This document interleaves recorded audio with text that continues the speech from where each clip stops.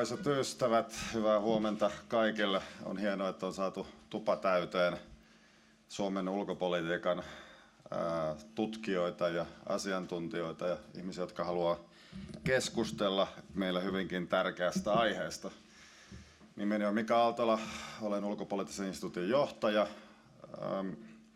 ja toivotan ulkopoliittisen instituutin puolesta kaikki tervetulleeksi. Tilaisuuteen osallistuu myös ulkopolitiikan tutkimuksen säätiö ja Tapio Raunio, kollega Tampereelta, tulee viemään meitä sitten syvemmälle tähän maastoon. Muutama sana ulkopolitiikan tutkimuksesta. UPillehän tämä on hyvin tärkeä aihe. Me nähdään se hyvin laajasti ja ollaan valmiita ottamaan osaa mihinkä tahansa hankkeeseen, joka liittyy tematiikkaan. Me elämme murrosaikaa. Moni asia on menossa uusiksi. Vastaava murrosaika ehkä oli kylmän sodan loppu, mutta täällä on oma luonteensa ja sen syvyys ja laajuus tullaan näkemään sitten tulevaisuuden poliittisen historian kirjoissa. Aikalaiskommentaari on aina vaikeaa. Asioiden pitää pohjautua tutkittuun tietoon, historiallisiin esimerkkitapauksiin sekä teoreettisiin malleihin, miten ulkopoliittiset oliot käyttäytyivät tämänhetkisessä tilanteessa. Näitä päämääriä edesauttamaan UPI on perustanut ohjelman. Se on se suurin asia, mitä me voidaan tehdä asian suhteen. Ohjelmat on pysyviä osia UPIn tutkimusohjelmassa, kunnes toisin todetaan. Ne on yleensä aika pitkäaikaisia. Ohjelma koskettelee ulkopolitiikkaa, Suomen ulkopolitiikkaa, lähialueiden turvallisuutta ja NATOa. Saatiin myös tuo sana NATO mahtumaan meidän tutkimusohjelmaan ja se kertoo siitä, että ollaan vielä aika agiili organisaatio. Melko nopeasti ollaan kyetty tekemään myös tutkijarekryt ohjelmaan ja aloitetaan lokakuun alusta. Eli tässä suhteessa Suomi on ollut ketterä ja suomalaiset ovat olleet ketteriä viime kuukausina. Kalenteri täyttyy kaikilla aika nopeasti. Kysyntää on melkoisesti, kun pyrimme edesauttamaan päätöksentekoa. Julkisen keskustelun tuki on kanssa tärkeää varmaan meille kaikille. Ja sitten tämä perusasia eli tutkimus. Hienoa, että olette täällä ja varmasti saadaan vireä keskustelu aikaan alustajien kautta. Ja nyt kutsuisin lavalle Tapio Raunion. Tervetuloa.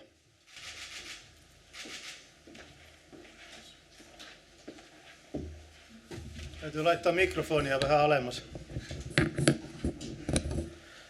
Hyvä, lämpimästi tervetuloa minunkin puolestani, eli olen Tapio Raunio ja olen valtio-opin professori Tampereen yliopistossa, mutta täällä nimenomaan sen takia, että olen ulkopolitiikan tutkimuksen säätiön hallituksen puheenjohtaja tällä hetkellä. Ja tämän seminaarin otsikkohan on tosiaan ulkopolitiikan keskustelu ja tutkimus. Ja tässä on niin kuin ajatuksena se, että nämä kaksi linkittyy hyvin vahvasti yhteen. Ja toki näin on aina tapahtunutkin, mutta tässä on varmasti paljonkin parantamisen varaa nyt, kun meillä konteksti muuttuu hyvin vahvasti ja vanhat totuudet osittain kumotaan ja sitten etsitään uusia ratkaisuja ja yhteistyökumppaneita. Tästä seminaarista on hauska todeta se, että teitä on todella hienosti täällä paikalla. Ja tätä seminaaria itse asiassa piti järjestää jo ajat sitten. Tätä on suunniteltu jo pari vuotta sitten, mutta erinäisistä syistä, lähinnä koronasta johtuen, tätä jouduttiin lykkäämään. Ja voi sanoa, että tämä lykkäys oli sitten tavallaan onni. Eli nyt on todella ajankohtainen aika sitten käydä tätä keskustelua. Eli ulkopolitiikan tutkimuksen säätiön tarkoituksena tämä on siis ihan lainaus säätiön säännöistä, on edistää kansainvälisen politiikan ja Suomen ulkopolitiikan kysymyksiin kohdistuvaa tieteellistä tutkimusta sekä siihen perustuvaa valistustoimintaa. Ehkä tuo sana valistus on hieman vanhanaikainen, mutta kuitenkin. Ja Säätiö myöntää vuosittain apurahoja, myöskin kieliapurahoja, mikä minusta on hirveän tärkeää, että tutkijat hallitsee muitakin kieliä kuin pelkästään englantia. Ja sitten on 3 vuoden välein tämmöinen Raimo Väyrysen rahastosta annettava erityinen väitöskirjapalkinto. Ja nyt kun ajatellaan tätä suomalaista tieteen rahoituskenttää, niin toki ulkopolitiikan tutkimuksen säätiö on sitten verrattain pieni toimija. Se pitää paikkaansa. Eli me pystytään antamaan vuosittain kuitenkin vain sitten 2-3 apurahaa yhteensä, mutta tulee muistaa, että tämä on kuitenkin säätiö, joka nimenomaisesti erikoistuu ulkopolitiikan tutkimukseen laajasti ymmärrettynä. Eli tämä on tärkeää pitää mielessä, jos harkitsee väitöskirjatutkimusta tai hakee sille rahoitusta. Eli nämä isot yleiset säätiöt, kuten kulttuurirahastot, Koneen-säätiöt ja muut, niin siellä ei koskaan tiedä, kuka niitä rahoitushakemuksia on arvioimassa. Mutta sen sijaan ulkopolitiikan tutkimuksen säätiössä se arviointin tekevät ulkopolitiikan tutkimuksen asiantuntijat. Ja näin ollen voi sanoa, että kannattaa tosiaan hakea tätä rahoitusta, jos on tekemässä sitten ulkopolitiikasta niin kuin todellakin laajasti ymmärrettynä niin tutkimusta.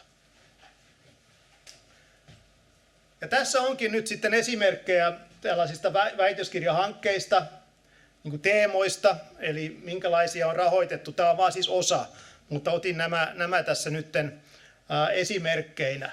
Eli sieltä löytyy tietopohjaista päätöksentekoa Suomen ulkopolitiikassa, mikä sopiikin tämän seminaarin teemaan hyvin.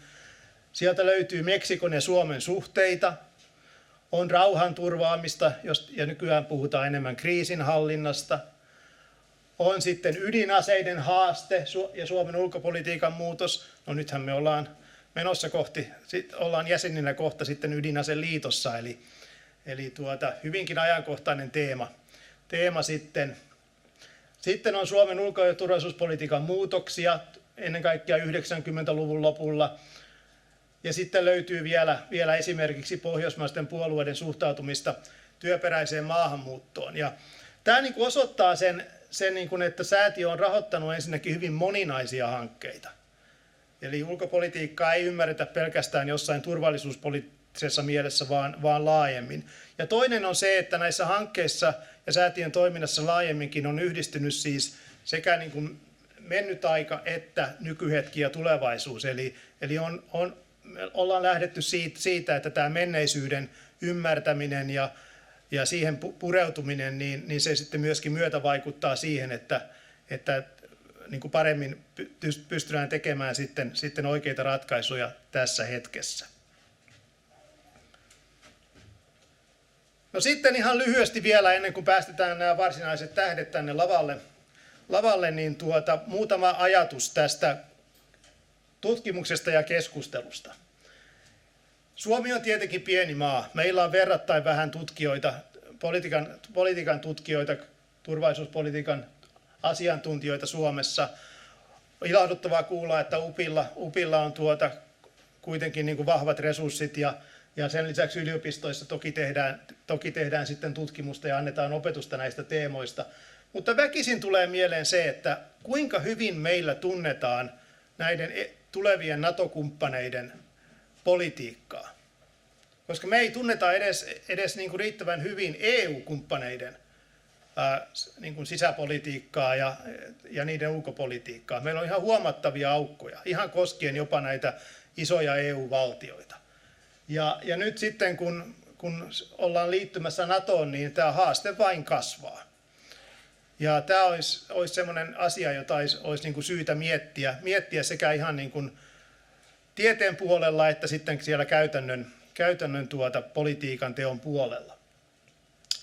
Ja täällä tulee sitten myös sellaisia teemoja, tuossa jo ydinaseet mainittiinkin, joka voidaan nähdä osana tätä laajempaa tämmöistä sotilaspolitiikkaa, ehkä hieman huono termi, mutta sitten sen nyt tuohon valitsin. Tai sitten myös tiedustelu, joka on tällainen asia, joka on hyvin vahvassa roolissa sitten, tai vahvemmassa roolissa NATOssa kuin mihin ehkä Suomessa ollaan totuttu ja näin edespäin. Eli tässä on tällaisia tiedon tuottamisen haasteita ja toivottavasti sitten näihin pystytään vastaamaan riittävän vahvasti. Mutta sitten, nyt kun ajatellaan tätä, mitä on tapahtunut viimeisten kuukausien aikana, niin Suomessahan Mika Aaltola tuossa käytti termiä, että ollaan oltu ketteriä.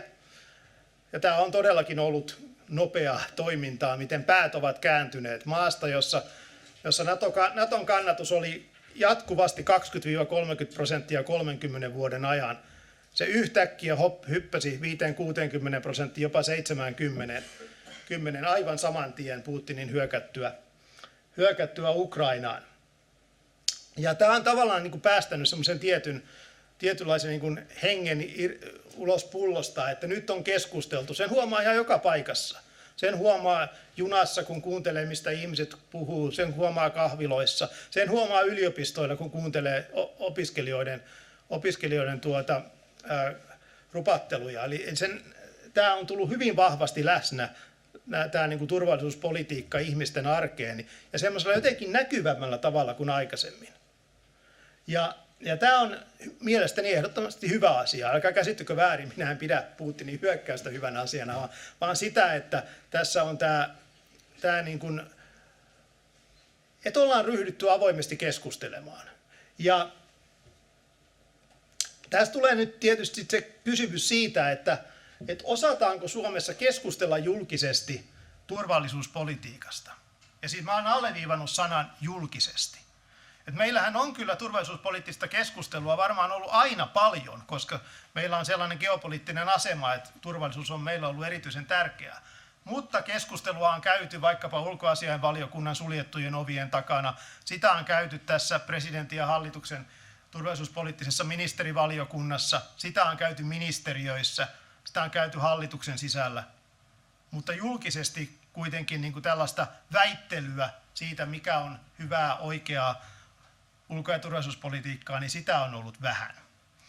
Ja tästä tulee just mieleen se, että kuinka paljon niin kun sitten nämä poliitikot osaavat argumentoida julkisesti näistä asioista. Ja niin hyvänä kuin mä pidänkin sitä, että me tieteen edustajat ollaan aktiivisesti median käytettävissä ja esiinnytään televisiossa ja radiossa ja muualla, niin joskus tulee mieleen se, että minkä takia siellä eivät esiinny kansanedustajat ja ministerit argumentoimassa niin kuin kantojensa niin kuin puolesta. Koska me tutkijat ollaan kuitenkin sitten niin kuin erilaisia siinä suhteessa, että meillä ei ole sitä poliittista vastuuta. Ja näin ollen mielelläni näkisin sitä, että näissä vaikkapa television ajankohtaisohjelmissa, niin siellä olisivat nämä puoluepoliitikot ja miksei kansalaisjärjestöjen edustajat sitten keskustelemassa aktiivisesti näistä asioista. Sitten toinen asia, tämä liittyy hieman mun omaan tutkimukseen. Mä olen erikoistunut ennen kaikkea vertailevaan politiikkaan ja EU-päätöksentekoon, mutta olen tutkinut myös sitä, että miten niin kuin muissa valtioissa, eurooppalaisissa valtioissa on keskusteltu ulko- ja turvallisuuspolitiikasta. Ja siellä on yksi sellainen selkeä havainto, mikä on nähty varsinkin näistä niin kuin uudemmista NATO-jäsenistä, että poliittinen johto on käyttänyt sitä NATOa tietynlaisena niin kuin keskustelun estäjänä. Eli ollaan vähän niin kuin vedottu silloin kansanedustajiin vaikkapa, että meillä on nyt nämä velvoitteet NATOa kohtaan ja meidän tulee ottaa nämä huomioon tässä meidän omassa kansallisessa keskustelussa. Ja mä toivon, että tälle tielle ei Suomessa niin kuin lähdettäisi, että me ollaan vähän totuttu liikaa siihen, että me ollaan itse kahlittu sitä keskustelua.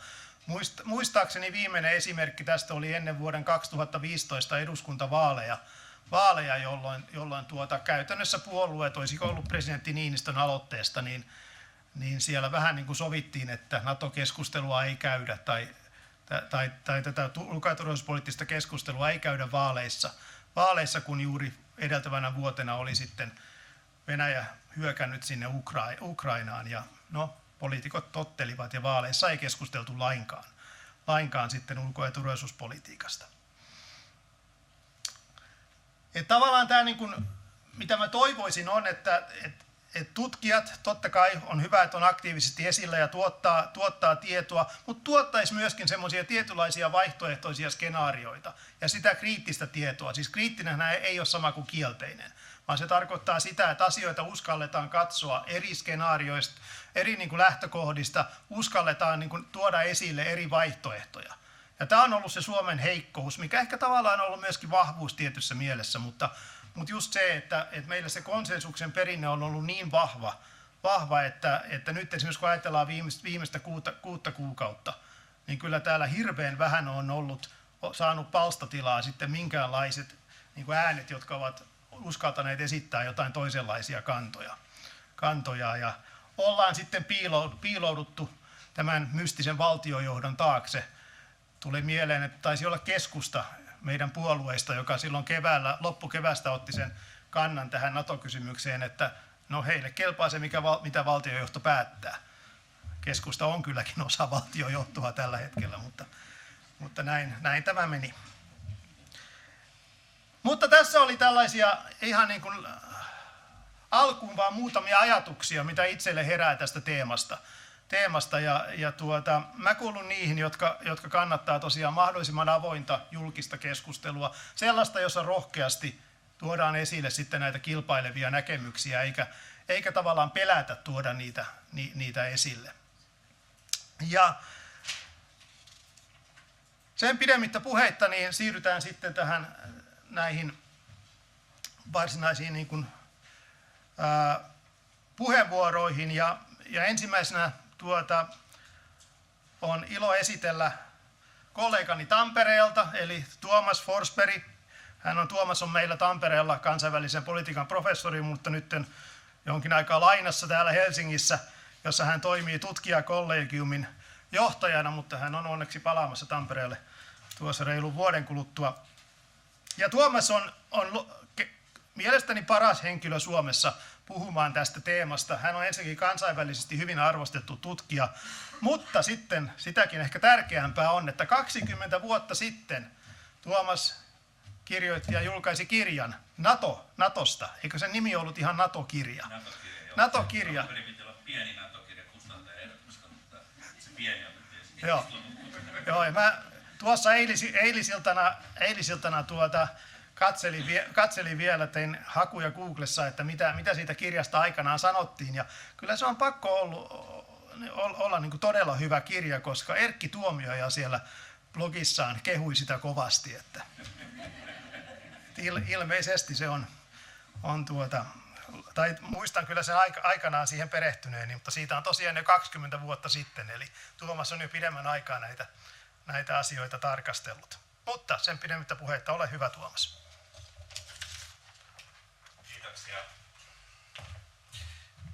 Kiitoksia Tapio ja kiitoksia Ulkopolitiikan tutkimuksen säätiö ja Ulkopoliittinen instituutti ja muut järjestäjät. Tämä on ihan todella hienoa olla täällä ja tämä on ihan hämmästyvää nähdä tällainen täyssali näin ylipäätään ja varsinkin näiden koronavuosien jälkeen. Ehkä niin kuin tämän ajan voittamiseksi mä menen asiaan ja ehkä voin sanoa senkin, että mä joudun häipyä täältä, kun mä olin aikaisemmin luvannut mennä Hämeenlinnaan, nimenomaan Hämeenlinnaan geopoliittisen seuran seminaariin puhumaan iltapäivällä, niin mun täytyisi jotenkin päästä sinne, mutta toisaalta kun tänne pyydettiin ja oli mahdollista, niin mä oon todella mielelläni on sit myöskin täällä.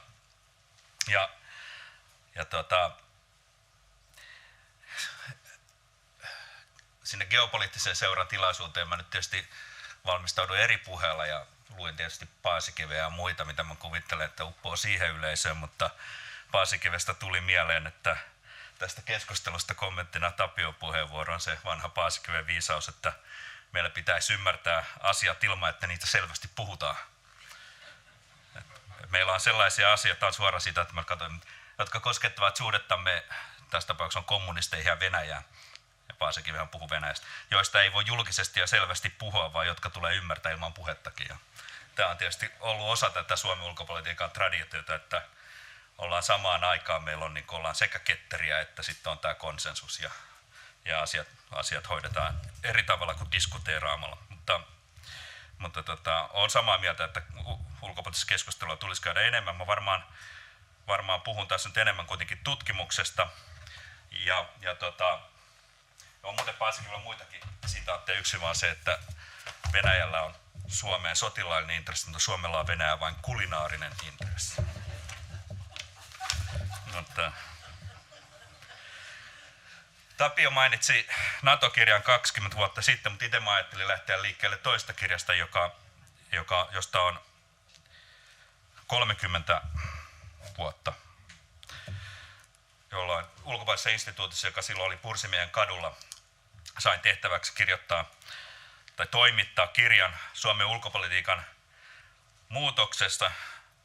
Se päätös tehtiin silloin ulkopolitiikan tutkimuksen säätiössä sellainen, että nyt tällainen kirja tarvitaan ja muut määrättiin lainausmerkeissä tähän toimitustyöhön yhteensä silloisen johtajan, ulkopoliittisen johtajan Tapani Vahtorannan kanssa. Ja mun tehtäväksi jäi sitten luoda katsaus Suomen ulkopolitiikan tutkimuksen historiasta ja kehityksestä ja arvioida, miten kylmän sodan päättymisen jälkeinen murros vaikuttaisi siihen. Nyt kun Suomen ulkopolitiikka elää taas uutta murrosvaihetta, niin voi olla tietysti luontevaa uusia tämän kaltainen analyysi. Suomen ulkopolitiikka itsessään on sen verran kapea-alainen aihe ja maailman mittakaavassa marginaalinen, että sen ympärille olisi muodostunut jokin selkeä oma vakiintunut tutkimusohjelma. Suomalaisille aihe on toki äärimmäisen tärkeä, mutta toisaalta suomalainen tutkijakunta on sen verran vähälukuinen, että eikä tässäkään tutkijakunnassa Suomen ulkopolitiikkaa koskeva tutkimus ole monienkaan suomalaisten tutkijoiden agendalla. Ja se johtuu siitä, että Suomen ulkopolitiikan tutkimusta ei välttämättä ole nähty uranäkymien kannalta parhaana vaihtoehtona, ja se, että ulkopolitiikan tutkimuksen säätiö rahoittaa näitä Suomen ulkopolitiikkaa koskevia väitöskirjoja, niin on tavallaan yksi tapa auttaa sitä, koska on koettu, että Suomen ulkopolitiikkaa koskevilla aiheilla ei välttämättä saa sitä rahoitusta, niin tämä on ihan hyvä lisätä.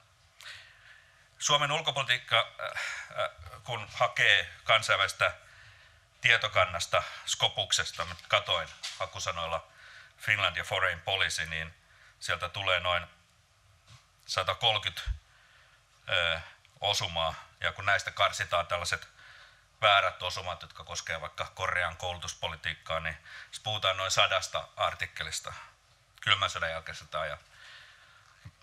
Pyöreästi noin puolet näistä on suomalaisten kirjoittamia. Siellä kärjessä on muu Tapio Raunio 3 artikkelilla.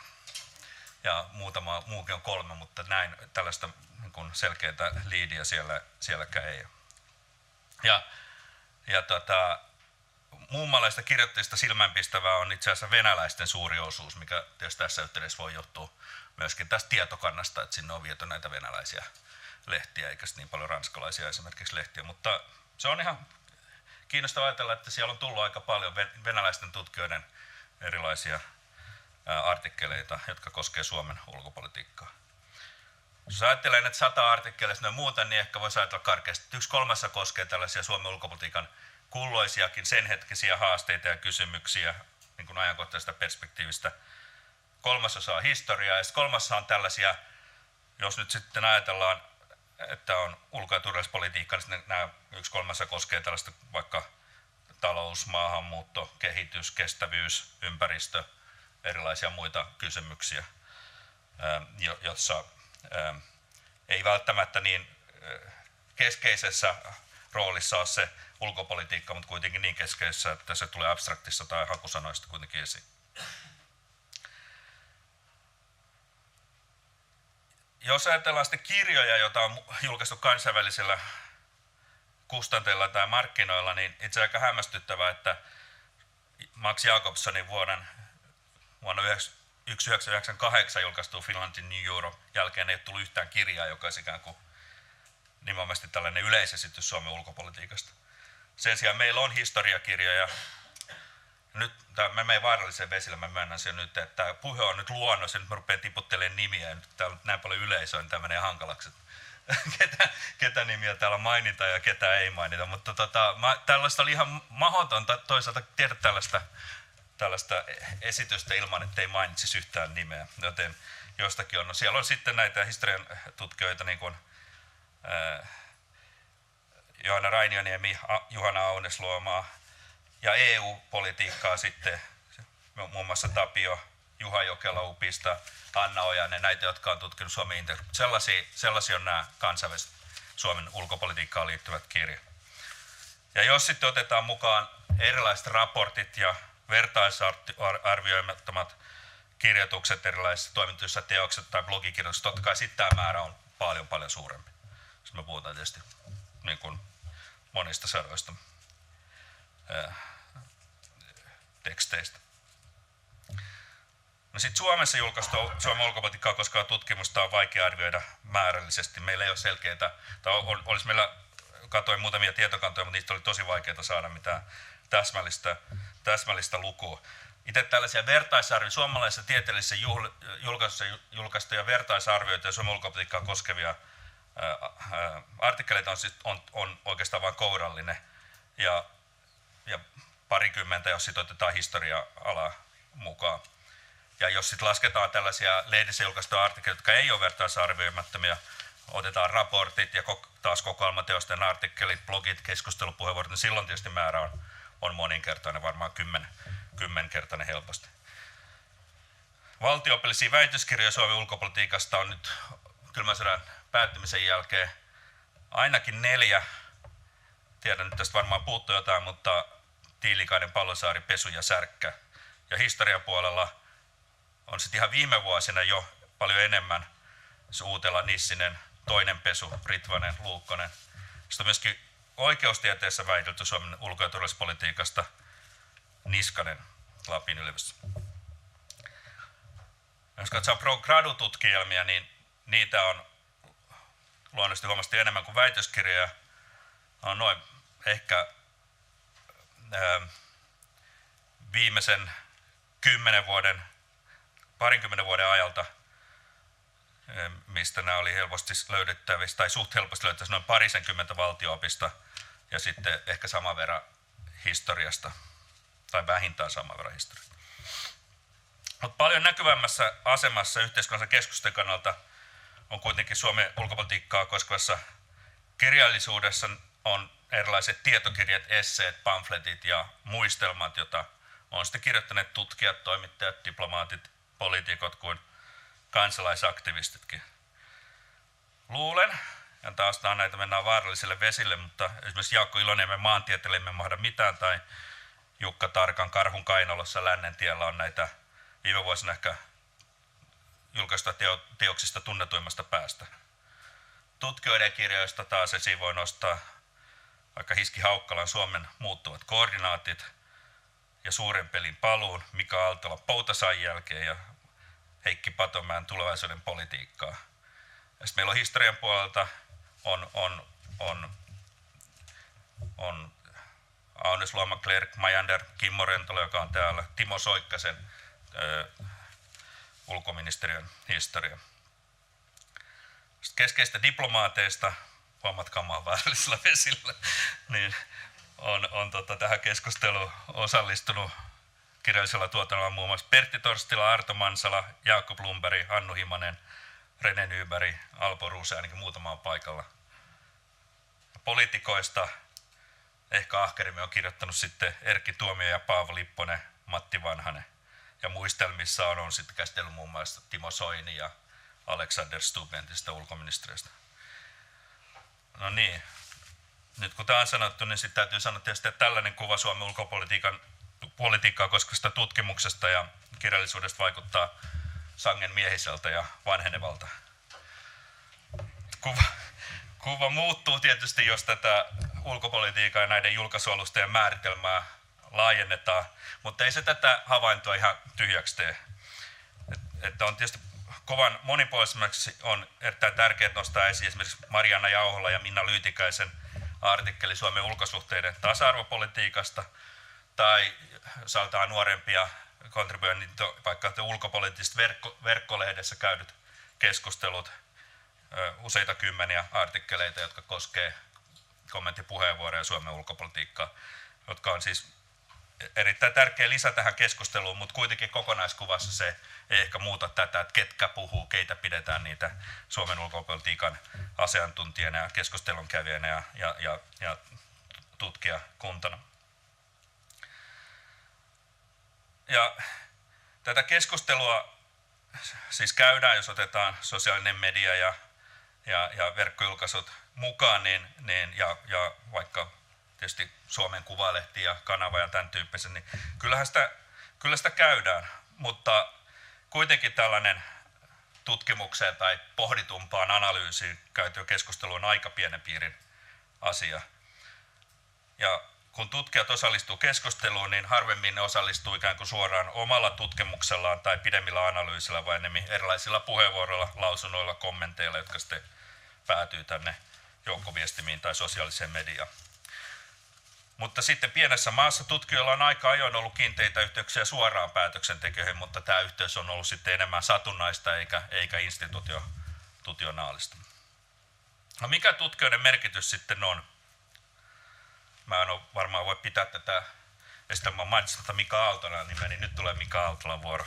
Koska Mika Aaltola on vuonna 2003 ilmestyneessä kirjassaan tarkastellut Suomen ulkopolitiikan tutkimusta kylmän sodan ajalta 2000-luvulla kielipelien näkökulmasta ja on nähnyt tämän tutkimuksen tällaisena käytäntönä, jonka avulla luodaan tiettyä mielikuvaa ja tähän sopivaa muistia Suomesta ja siihen sopivasta ulkopolitiikan tutkimuksen kulttuurista, mikä on kiinteässä yhteydessä tähän ulkopolitiikan tekemiseen. Tietysti Mikalta voisi kysyä, että jos tämän analyysin nyt toistaisi ja on itse osallistunut tähän kielipeliin, niin mikä siinä on muuttunut tai onko tämä ikään kuin analyysin ydin edelleen validi. Mutta ehkä niin kuin tämän tyyppistä analyysistä jää päällimmäiseksi se, että tutkijat ei osallistu tähän keskusteluun ikään kuin tuomalla jotakin totuutta. Sitä ei käydä niinkään paljon sillä keskustelulla, että nyt on evidenssiä ja totuutta, vaan se tutkijat välittää, että käsitystä Suomen ulkopolitiikassa ensinnäkin suhteessa muuhun maailmaan, ne sparraa päätöksentekijöitä ja legitimoi sitä suhteessa kansalaisia. Eli se tutkijoiden rooli asema on paljon muutakin kuin ikään kuin tämä ihan tutkimuksesta, onko joku asia esimerkiksi totta tai hyvin perusteltu tai näin päin pois. Tutkijat ei kaiken lisäksi ole mikään yhtenäinen joukko. Että jos me ajatellaan, että mihin suuntaan sitten tutkijat on vaikuttanut, niin kyllä tutkijoiden piiristä voidaan löytää niin atlantisteja, europeanisteja kuin globalistejakin. Ehkä kuitenkin vähemmän niitä, joita tässä koulukuntajaottelussa kutsutaan tällaisiksi kansallisiksi impivaaralaisiksi. Ja voi olla, että tästä koulukuntaista näkökulmasta tutkijoiden roolia ja sitä paikkaa jossakin kentässä yleensä hahmotetaan. Ja kieltämättä tutkijoilla on ollut oma merkityksensä niin Suomen EU- kuin NATO-käänteenkin pohjustamisessa. Mutta tutkimuksen tärkein tehtävä ei kuitenkaan tulisi olla asemoituminen tällaisiin ulkopoliittista suuntausta määrittäviin koulukuntiin, vaan uusien näkökulmien avaaminen ja evidenssiin perustuvan tiedon tuottaminen, minkä ei sinänsä tarvitse olla suorassa yhteydessä mihinkään näihin kysymyksiin Suomen ulkopolitiikan yleisestä orientaatiosta. Perinteisesti Suomen ulkopolitiikan tutkimus on jakaantunut historiaa ja politiikan tutkimuksen lähestymistapoihin.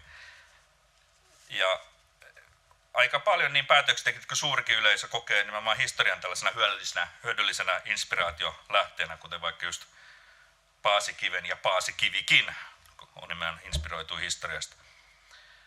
Ja voihan se olla, tai onkin, että kirjallisina tuotteina nämä historian alan teokset on valtio-opillisia tutkimuksia vetävämpiä. Historia tarjoaa analogioita, esikuvia ja anekdootteja.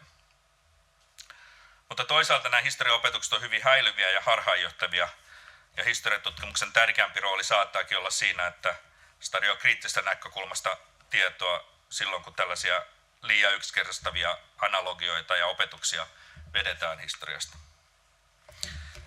Valtio-opillinen tutkimus on kylmän sodan päättymisen jälkeen ollut pitkästi sidoksissa siihen kysymykseen, että miten Suomen ulkopolitiikka muotoutui EUn jäsenenä ja miten se määritteli asemansa ja politiikkaansa sotilaallisesti liittoutumattomana maana.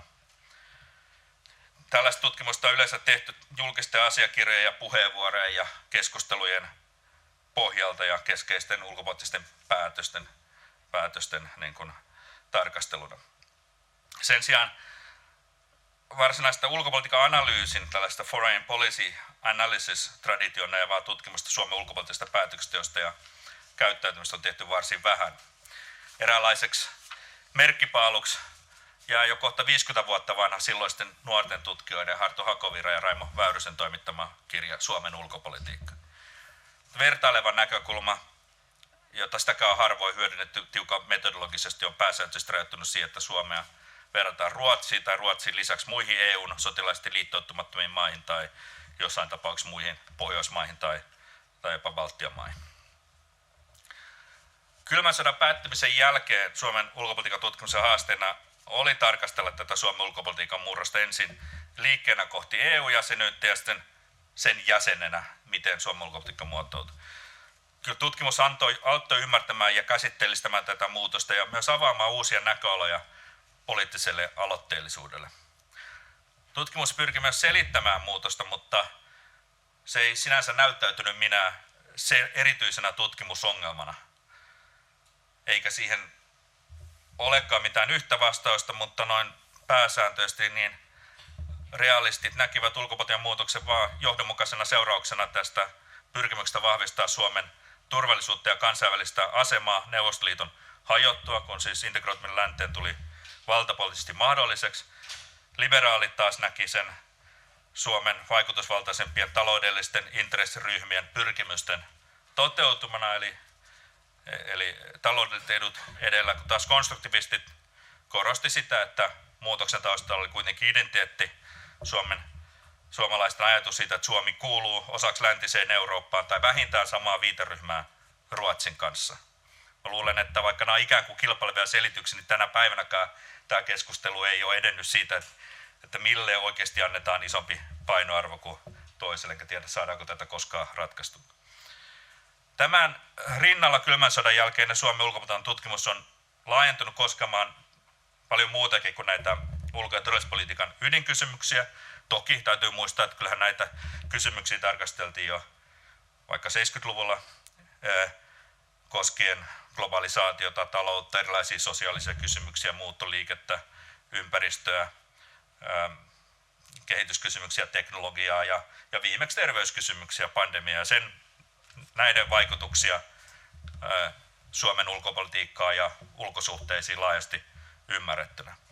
Tällä saralla työ ei tietenkään mitenkään loppu. Itse asiassa niin kuin monista ulkopolitiikan tietystä asia-alueesta ei ole tehty juuri ollenkaan tutkimusta moneen 10 vuoteen. Tulee nyt tässä mieleen, kun Martti Häikiö siinä asevarustelua ja riisuntaa koskeva kirja, joka sekin on ulkopoliittisen instituutin tuottama, ei ole ikään kuin vastaavaa kirjaa tullut moneen 10 vuoteen. Se taisi olla 80-luvun puolella jopa tehty.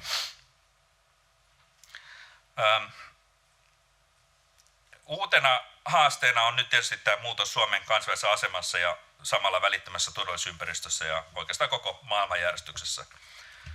Tämäkin muutos vaatii osaltaan ymmärtämistä, mutta myös selittämistä, vaikka tässäkin yhteydessä tämä päällimmäinen selitys Venäjän aloittamaan laajamittaisen sodan vaikutusta Suomen asemaan tuntuu itsestään selvältä, mutta lähemmin tarkasteltuna se ei sitä ole, vaan me vaaditaan paljon muitakin tarkempia selityksiä Suomen NATO-käänteestä. Ja samaan aikaan se kysymys siitä 25-30 vuoden takainen kysymys Suomen ulkopolitiikan kylmän sodan jälkeistä murroksesta on noussut uudelleen kasvavan mielenkiinnon kohteeksi ulkopolitiikan historian tutkimuksessa. Kyllähän Venäjän sota Ukrainaa pakottaa analysoimaan ja ehkä uudelleen arvioimaankin Suomen kylmän sodan jälkeistä ulkopolitiikkaa ja sen perusteita. Ja tämä on tuplasti kiinnostavaa sen takia, että nyt arkistot on avautuneet ja historiantutkijat voi perustaa tutkimuksensa ensikäden lähteisiin. Tältä saralta on varmasti odotettavissa nyt tutkimusta, jolla on yleistä mielenkiintoa. Arkistojen aukeaminen samalla kuitenkin mahdollistaa myös ulkopolitiikan teorioiden paremman testaamisen ja kehittämisen. Teoriaorientoituneet ulkopolitiikan tutkijat on ehkä turhaa kiinni nykyhetkessä, jos tarkoituksena on kehittää tai testata teorioita. Ulkopolitiikan teorisointi onkin vaivannut sen liian suuri pitäytyminen julkisia dokumentteja ja keskustelua koskevissa diskurssi- ja sisältöanalyyseissä. Ja lopuksi ulkopolitiikan tutkimus voi myös hyötyä uusista menetelmistä ja aineistosta. Ennen kaikkea, jos ajatellaan tällaisia diskurssitutkimuksia ja muitakin, niin laajat tekstiaineistot ja sosiaalinen media tarjoaa uusia mahdollisuuksia myös ulkopolitiikan tutkimukselle. Emma Nortion, Inga Jasenskalahden, Mikko Hämäläisen ja Jussi Pakkasvirran analyysi suomalaisten Venäjää koskevista käsityksistä Suomi 24-aineistoon pohjalta tästä yksi hyvä tuore esimerkki. Ja niin ikään voidaan ajatella myöskin erilaisia kokeellisten menetelmien tai simulaatioiden hyödyntämistä, mitä ei oikeastaan ollenkaan ole tehty Suomen ulkopolitiikassa. Oikeastaan tällaisten uusien menetelmien lähestymistapoja, niin siinä on ei taivas ole rajana, mutta on kuitenkin horisontissa on paljon sellaista, mitä ei ole ollenkaan vielä hyödynnetty. Kiitoksia.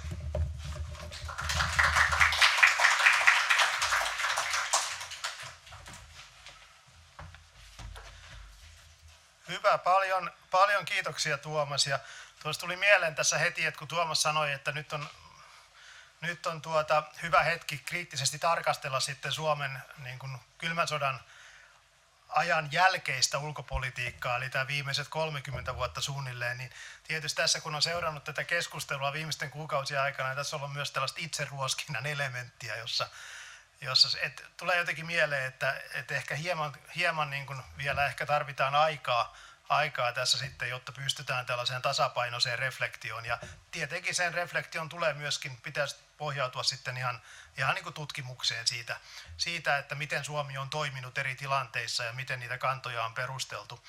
Ja ennen kuin annan tässä kommentoijille puheenvuoron, niin tuli tuossa mieleen muuten sellainen, jonka Suomen media kokonaan, tai ainakin se media, mitä minä seuraan niin unohti. Eli keskiviikkonahan komission puheenjohtaja Ursula von der Leyen piti tämän State of the Union puheen ja ollaan sen puheen laadusta mitä mieltä tahansa, niin hän otti siellä yhden hyvin mielenkiintoisen kohdan esille. Hän kiitti niitä jäsenvaltioita ja tahoja, jotka ymmärtävät ja tuntevat Venäjän ja Putinin. Ja hän nosti esiin Baltian maat, ja sitten siinä oli vähän ehkä jo epämääräisesti viitattiin tiettyihin Keski- ja Itä-Euroopan jäsenvaltioihin. Mainitsiko von der Leyen Suomen? Ei. Ja siis tämä ei ollut mitään sattumaa. Täytyy muistaa, että näitä puheita on valmisteltu viikkokausia. Se on se vuoden tärkein puhe hänelle, että jostain syystä Suomen media unohti jotenkin tämän sopivasti sieltä nostaa puheesta esiin. Mielestäni se oli hyvin mielenkiintoista, että hän ei Suomen niin sanottua Venäjä-tuntemusta tai Venäjä-siteitä siinä yhteydessä maininnut. Hyvä, siirrytään eteenpäin. Meillä on täällä 2 kommenttipuheenvuoroa ja eikö se ole niin, että naiset ensin, eli aloitetaan. Meillä on täällä ensin Sini Paukkunen-Mykkänen, yksikön päällikkö suunnittelu- ja tutkimusyksiköstä ulkoministeriöstä. Ja Sinillä on tietenkin sitten runsaasti kokemusta sitten sieltä niin kuin käytännön perspektiivistä näistä asioista, joten ole hyvä Sini.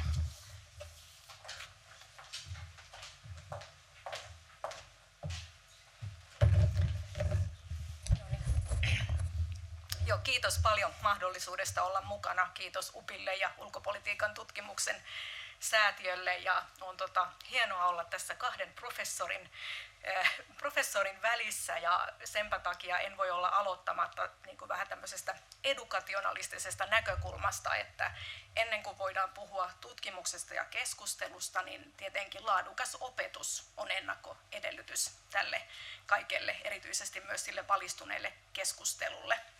Ja lisäksi tietenkin hyvää opetusta tarvitaan kaiken pohjana myös ulkopolitiikkaa hoitavien virkamiesten kouluttamiseksi. Itse asiassa moni kollega on näiden 2 professorin akateemisten käsien kautta kulkenut. Tilaisuuden otsikointiin viitatakseni on selvää, että maailma ja Suomen asema on muuttunut peruuttamattomalla tavalla. Kuitenkin samalla en usko, että NATO-Suomessa ulkopolitiikan tutkimuksen tekeminen muuttuu radikaalisti yön yli, vaan se on pikemminkin luontevaa, laadullista ja määrällistä evoluutiota kuin revoluutiota. Ja toki tietotarve on kasvanut, siihen viitattiin, ja juuri tämä esimerkiksi UPin tutkimusohjelma, johon Mika Aaltola viittasi, niin heijastaa tätä hienosti ja ketterästi. Suotavaa ja toivottavaa olisi tietysti se, että kiinnostus yleisesti ulko- ja turvallisuuspolitiikkaa ja puolustuspolitiikan tutkimukseen jatkuisi kasvamana, kuten se on ollut selvästi tämän NATO-prosessin aikana ja edetessä. Ja samoin tietenkin kiinnostus Suomen ulkopolitiikkaa kohtaan on ollut ennennäkemätöntä tuolta ulkomaailmasta käsin. Kiinnostus todellakin on ollut suurta. Käytännössä ja konkreettisesti NATO-Suomessa tutkimusmahdollisuudet ja verkostot tietenkin voivat kasvaa, ei millään tapaa verrattavissa tietenkään niin kuin EU-jäsenyyden tuomaan niin kuin tämmöiseen infrastruktuuri- ja rahoitusmuutokseen, mutta kuitenkin pitää muistaa, että tulee paljon mahdollisemmaksi ja tiiviimmäksi yhteistyö eri NATO-tutkimuslaitostenkin kanssa, ja PVn puolella puolustusvoimissahan tätä on paljon ollut aiemminkin. Toki varsinaisesti ulkopolitiikkaa se voi koskea hieman marginaalisemmin.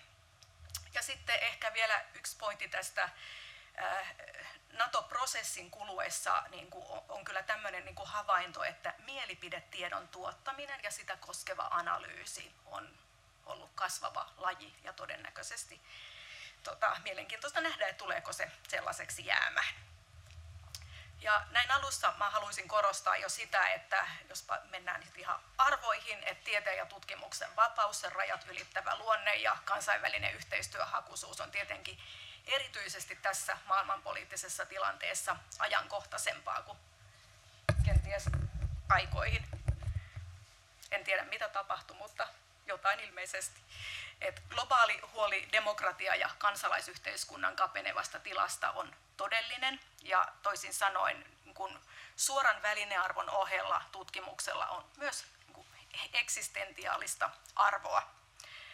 Tutkitun tiedon ja poliittisen päätöksenteon, myös ulkopolitiikan tutkimuksen ja siihen liittyvän päätöksenteon suhde voi olla mielestäni positiivisesti vuorovaikutteinen ilman, että se on suoraan lineaarinen, ja hyvä niin. Vanha parsi, tutkimus hitaampaa, politiikka todella paljon nopeampaa, mutta sellaista politiikan valmistelua ja tekemistä ja yhteiskuntaa ei varmaankaan ole nähty, jossa olisi vain tutkimukseen pohjautuvaa päätöksentekoa ilman poliittista harkintaa, tunteita, intuitioita. Et keskeisintä on lienee semmoisen tarkoituksenmukaisen tasapainon hakeminen ulkopolitiikan tutkimuksen ja valmistelun kautta päätöksenteon välisessä vuorovaikutuksessa. Yhtäältä olla riittävän läsnä ja lähellä, toisaalta pitää tiettyä pientä erillisyyttä ja erillistä tilaa. Sama kai pätee myös inhimillisessä elämässä, vuorovaikutuksessa. Jo vuosia päätöksenteon tietotarpeita on määritelty ja rahoitettu aika avoimin tarjouskilpailun valtioneuvoston taholta, VN TEAS-instrumentin kautta. Ja kasvava trendi onkin ollut toimintasuosituksia tuottava tutkimus. Oma muistikuvani on noin viimeisen 7-8 vuoden ajalta, ja tältä ajalta jokaisessa näissä vuosittaisessa haussa on ollut joko suoraan ulkopolitiikkaan liittyvää tai välillisesti ja useampiakin teemoja kerralla. Kirjo vaihtelee pohjoismaisesta ulkopolitiikasta rauhanvälitykseen, ydinpelotteeseen, ihmisoikeuksiin, erinäisiin Venäjä-hankkeisiin, EUn rooliin, ilmastoturvallisuuteen, energiariippuvuuksiin, tiedediplomatiaan, suurvaltojen teknologiakilpailuun. Eli pelkästään ja ainoastaan tiukasti aiheet ei voi olla ulkopolitiikkaa, koska edellytyksenä on poikkihallinnollisuus. Samalta ne kertoo myös siitä, mitä professori Forsbergkin mainitsi, että tietty poikkitieteellisyys on kasvava trendi. Et todennäköisesti tulevaisuudessa tietyn yhdistelmäosaamisen merkitys kasvaa. Ja joudutaan sopeutumaan siihen, että ympäröivä maailma tottelee todella huonosti sekä tieteen että hallinnonalojen rajoja. Ja aiemmin tässä Thomas Forsberg totesikin, että Suomen ulkopolitiikkaa koskevaa tutkimusta, jos ajatellaan päätöksiä ja linjauksia, niin sitä on verrattain vähän, mutta siitä todellakin pitää kiinni, koska sitä tehdään ensisijaisesti vain Suomessa. Ja mitä tulee historian tutkimukseen tai myös ulkoministeriön historian tutkimukseen, niin haluaisin tässä tuoda esille, että sitähän toki myös tehdään virkatyönä. Ulkoministeriön arkistoja tutkii erittäin uutterasti tutkija Jussi Pekkarinen muun muassa.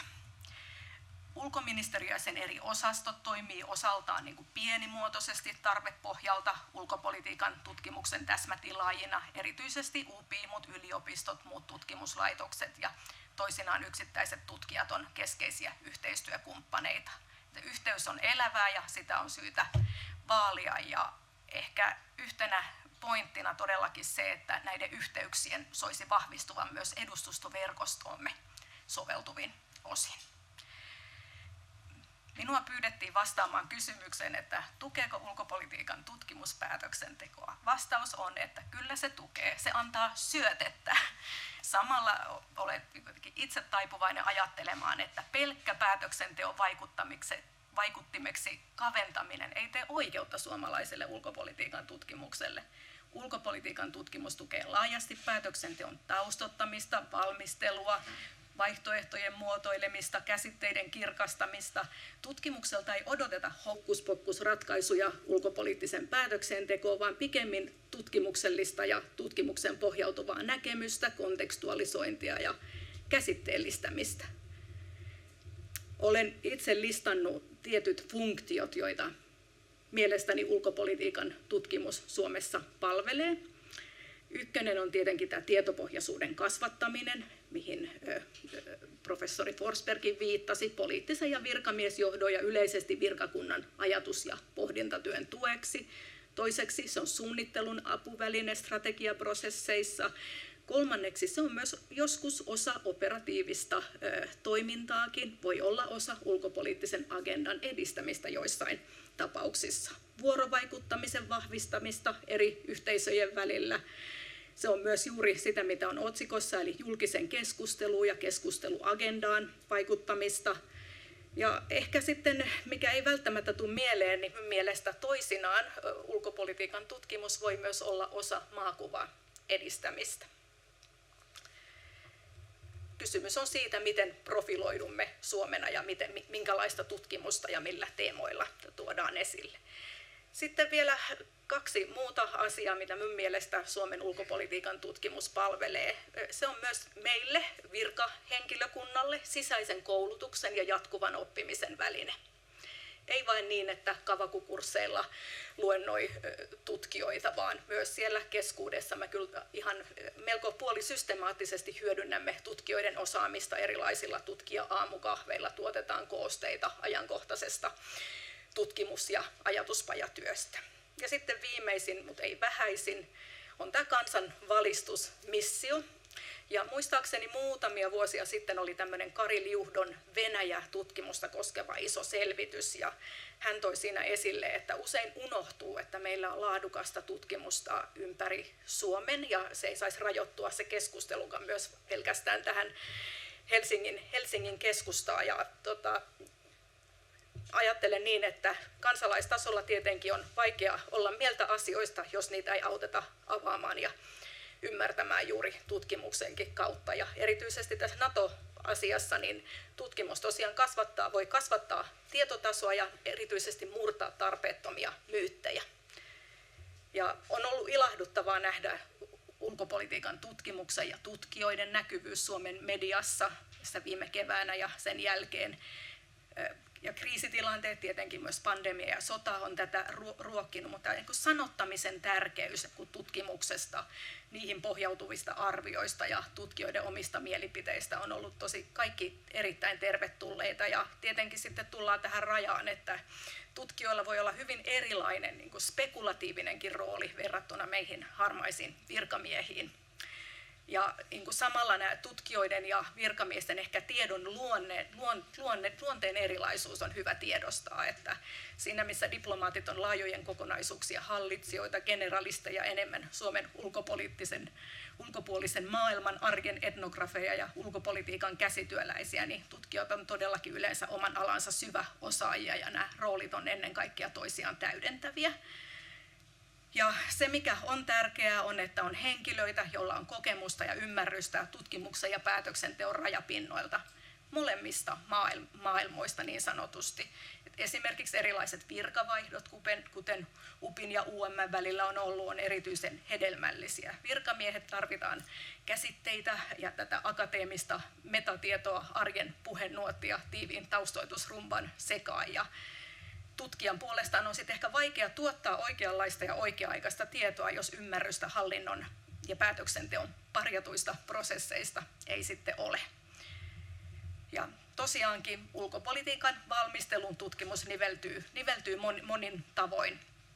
Tutkijatapaamisten ohella tutkijoita on mukana erilaisissa delegaatioissa. Tutkimuksen innoittamana on syntynyt jopa ministereiden mielipidekirjoituksia. Ja toki toisinaan yksittäisten virkamiesten aktiivisuus ja kiinnostuskin voi olla ratkaisevaa. Se fakta, että ulkoministeriöläisistä viimeisimmän Excel-taulukon mukaan vain noin 2- aivan maksimissaan 4% on tutkijakoulutus, ei tarkoita sitä, etteikö niin kuin muuten erittäin korkeasti koulutettu virkakunta pystyisi tutkimusta hyödyntämään. Et arjessa suurin este on varmasti ajan puute, ja siihenkin pystytään ja pyritään sitä taklaamaan. Ja tässä lopuksi ehkä haluan sanoa ulkopolitiikan tutkimuksen säätiön tästä näiden stipendiaattien roolista. Minusta on tosi hienoa, että tänään saadaan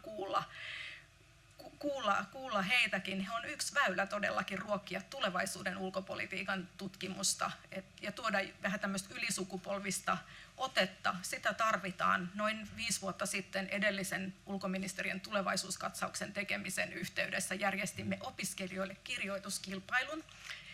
Ja siinä erityisesti tuli ilmi, että niin kuin maailmat on todella erilaisia eli eri sukupolvilla, ja tämä pätee tietenkin myös pitkälle ulkopolitiikan aihealueisiin. Heidän tai ulkopolitiikan tutkimuksen säätiön apurahatutkijoiden aiheissa, niin kuin Tapio Raunio alussa näyttikin, niin näkyy ulkopolitiikan agendan moninaistuminen, mutta on pakko todeta yksi myös ihan hyötyaspekti näin hallinnon näkökulmasta.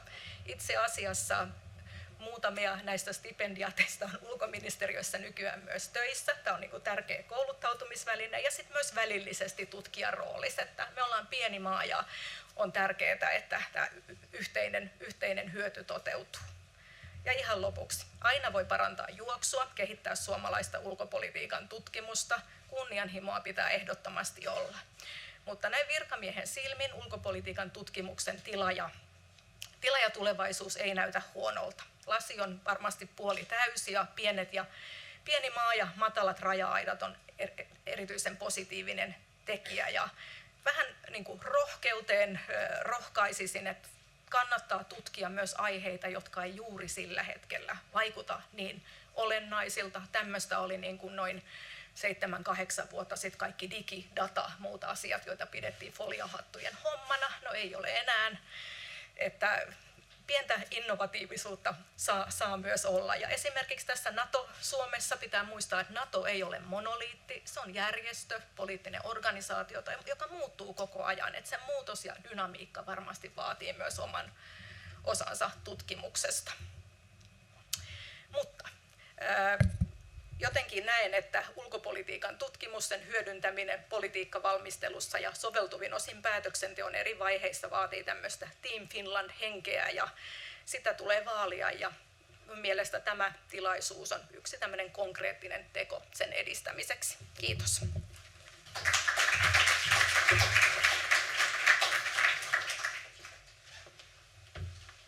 Hyvä, lämmin kiitos Sini näistä arvokkaista näkemyksistä. Tuosta tuli mieleen, kun Sini sanoi tästä, että täytyisi tavallaan niin kuin uskaltaa myös tehdä tutkimusta sellaisista teemoista, jotka ei välttämättä näytä nyt juuri kovin mielekkäältä. Ja mun mielestä tämä on erittäin arvokas näkökulma. Ja tietysti yliopistossahan meillä on onneksi toistaiseksi ainakin tieteen vapaus olkoonkin, että sitä yritetään vähän ohjailla nykyään tuolta valtiovallan taholta. Asia, josta minä en ole kovin innoissani, mutta tämä on nimenomaan juuri näin, koska se, mikä tällä hetkellä voi vaikuttaa etäiseltä, voikin olla 10 vuoden kuluttua sitten kovinkin tärkeää niin kuin suomalaisille päätöksentekijöille. Ja sitten vielä ennen kuin Kimmo Rentola tulee tänne lavalle, niin kun Sini mainitsi tästä niin kuin tutkijoiden ja ulkoministeriön tai tutkijoiden ja laajemmin valtionhallinnon yhteydestä, niin mä muistan lukeneen jonkun tällaisen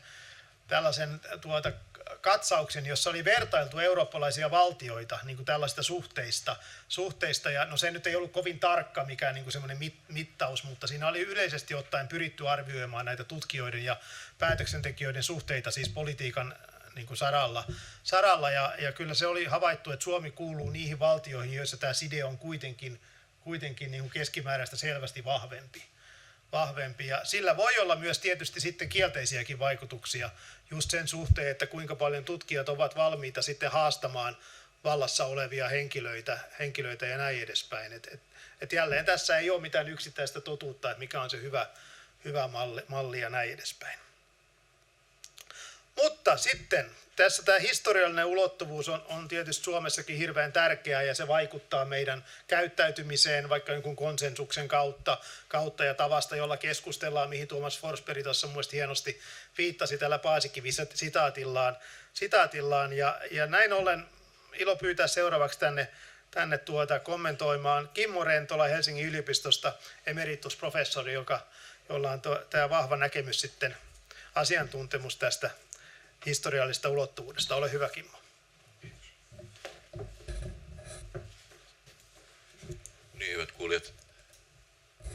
Pitääköhän tähän puhua vai olla puhumatta, mutta toi Tuomas tuossa omassa puheenvuorossaan antoi jo reilun tunnustuksen historian osuudelle tässä Suomen ulkopolitiikan tutkimuksessa, joka on, niin kuin tiedätte, niin tieteenalojen välillä aika harvinaista, että kehutaan kaveria. Ja mä en nyt rupea toistamaan, mitä hän sanoi. Nythän on tämmöinen, jos ajatellaan tätä historiallista tutkimusta ja kirjallisuutta Suomen ulkopolitiikasta, niin siinä mennään tällä hetkellä vähän niin kuin kahdella haaralla. Toisaalta on tämä historian kirjoituksen aina ensimmäinen vaihe, että osanottajat muistelee ja tuo esiin, missä he on ollut mukana. Ja nythän on ilmestynyt valtavasti, mitä Tuomas mainitsikin tuossa, noita suurlähettiläiden muistelmia ja muita tämmöisiä, joissa laatu vaihtelee aika paljon. Että toiset on hyviä, oikein hyviä, ja sitten siellä on rutiininomaisempaa tavaraa myöskin joukossa. Mutta en mä sitäkään torjuisi, että kyllä sitä saa olla. Nythän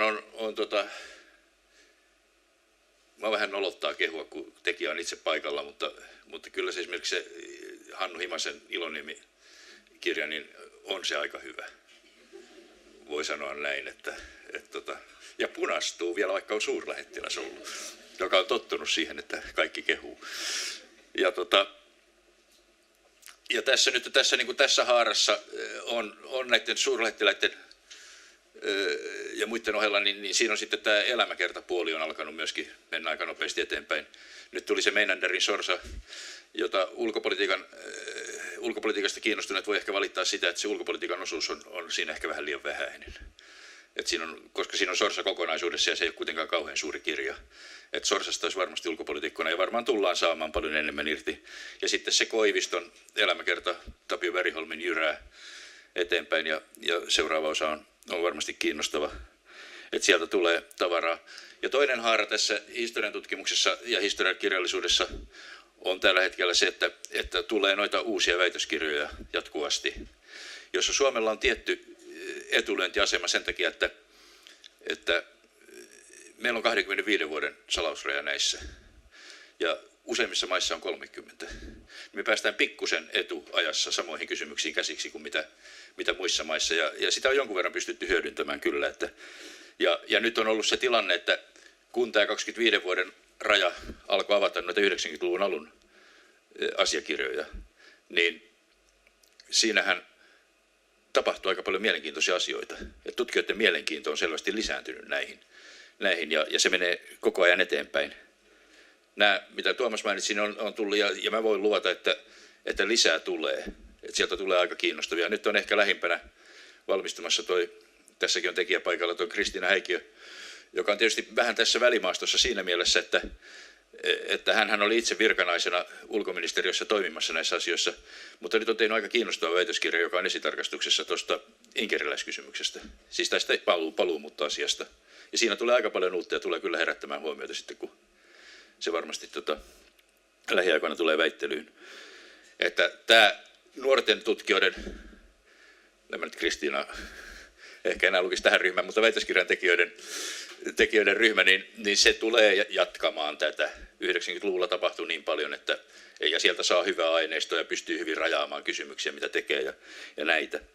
Mutta jos katsotaan sitten näitä haasteita, mitä tähän historian tutkimuksen ulkopoliittisiin aiheisiin liittyy, niin Tuomas ei tainnut tuossa mainita, mutta paperissa, jonka hän lähti etukäteen, mikä oli luonnospaperi, niin siinä oli mainittu, että impivaaralaisuutta ei enää esiinny niin paljon kuin aikaisemmin. Voi olla, että ei niin paljon, mutta kyllä sitä edelleen aika paljon on.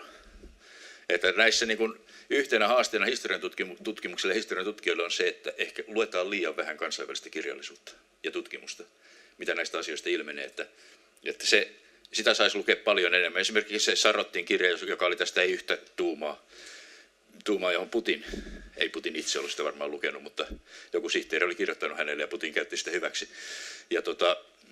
Ja tämmöistä erittäin harva oli lukenut sen Suomessa, joka kuitenkin on melko kiinnostava ja perustavanlaatuinen. Ja monia muita tämmöisiä tulee, että näitä saisi seurata vähän enemmän, koska silloin pysyisi siinä kansainvälisen tutkimuksen virrassa paremmin mukana. Ja vaikka muissa maissa on tämä 30 vuoden raja, niin ne usein saa erilaisilla tietopyynnöillä ja tämmöisillä niin kuin uudempaa aineistoa käyttöönsä, niin kuin tämä Sarotti oli saanut.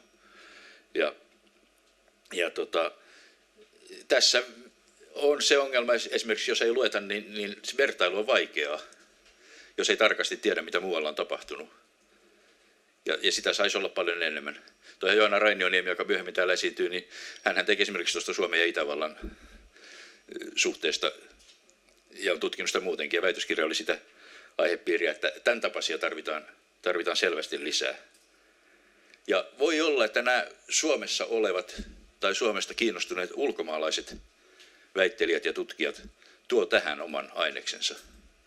Usein niillä on semmoisia ajatuksia, että esimerkiksi heidän omaa kotimaataan jostain näkökulmasta verrataan Suomeen. Ja eikä se aina mene kovin kohdalleen. Meillä on esimerkiksi semmoinen yksi väitöskirjan tekijä, joka vertailee Meksikoa ja Suomea niin kuin ison naapurin varjossa. Ja kyllä siinä mun mielestä jotain voi saada irti, mutta toisaalta Meksiko on kuitenkin niin suuri maa ja Meksikon ja Yhdysvaltain väli on niin erilainen kuin Suomen ja Venäjän väli, että ei se vertailukelpoisuus nyt ole kauhean hyvä, mutta usein kuitenkin tämmöisissä saadaan sellaisia aspekteja esiin esimerkiksi Suomesta ja Suomen ulkopolitiikasta, mitä ei muuten voitaisiin saada. Nyt on yksi puolalainen kanssa tekee väitöskirjaa tuosta, hän vertaa Pilsudskin Puolaa ja Pilsudskin sosialistipuolelta, hän oli alun perin sosialisti, niin Tannerin Suomeen. Ja siinäkin voi olla tällainen, että ei tässä nyt olla ihan ilveksiä keskenään, mutta siinäkin voi tulla. Puolalainen näkökulma Suomeen on mun mielestä erittäin kiinnostava. Ja sitä paitsi meillä on erittäin kiinnostavaa, että meillä saattaa olla meksikolainen tutkija tai puolalainen tutkija, joka osaa Suomea ja on perehtynyt Suomen historiaan. Se on välttämätöntä tulevaisuuden kannalta. Ja näiden maiden arkistoaineisto ja Puolan arkistoaineisto erityisesti Suomesta siellä on kiinnostavaa tavaraa paljon. Ja nyt se me omalta kohdaltakin voi sanoa, että jossain kohtaa se putkahtaa sitten uudestaan esiin joskus tulevaisuudessa se vertailumahdollisuus. Mulla oli 5 vuotta sitten se Stalin ja Suomen kohtalokirja, jossa tarkasteltiin, ei Stalin ja Suomen kohtalo, oliko se niin? Niin se taisi olla sen. Ja jossa talvisodan osalta erityisesti tarkasteltiin sitä Stalinin päätöksentekoa, miten hän teki siitä päätökset. Ja nyt tämän Ukrainan sodan takia se on noussut, niin kuin, kiinnostus on noussut uudestaan, sitä käännetään parhaillaan englanniksi. Tämän takia, että Ukrainan sota tuli. Että toivottavasti siitä tarjoutuu jotain aineksia heille. Ei tietenkään pintapuolisia, aika helposti tehdään pintapuolisia vertailua, mutta tuossa voi olla sellainen mahdollisuus. Ja yksi haaste sitten tässä, johon Tuomaskin viittasi tuossa, on se, että teorian rooli, tämmöisen niin kuin kansainvälisen politiikan teorian ja näiden rooli, niin historiassa voisi olla tilaa enemmänkin näiden käytölle. Meillä oli muutama vuosi sitten semmoinen projekti, Reimagine nimeltä, jota Suomen Akatemia rahoitti ja Tuomas oli siinä mukana ja Iski Haukkala ja ketä kaikkia.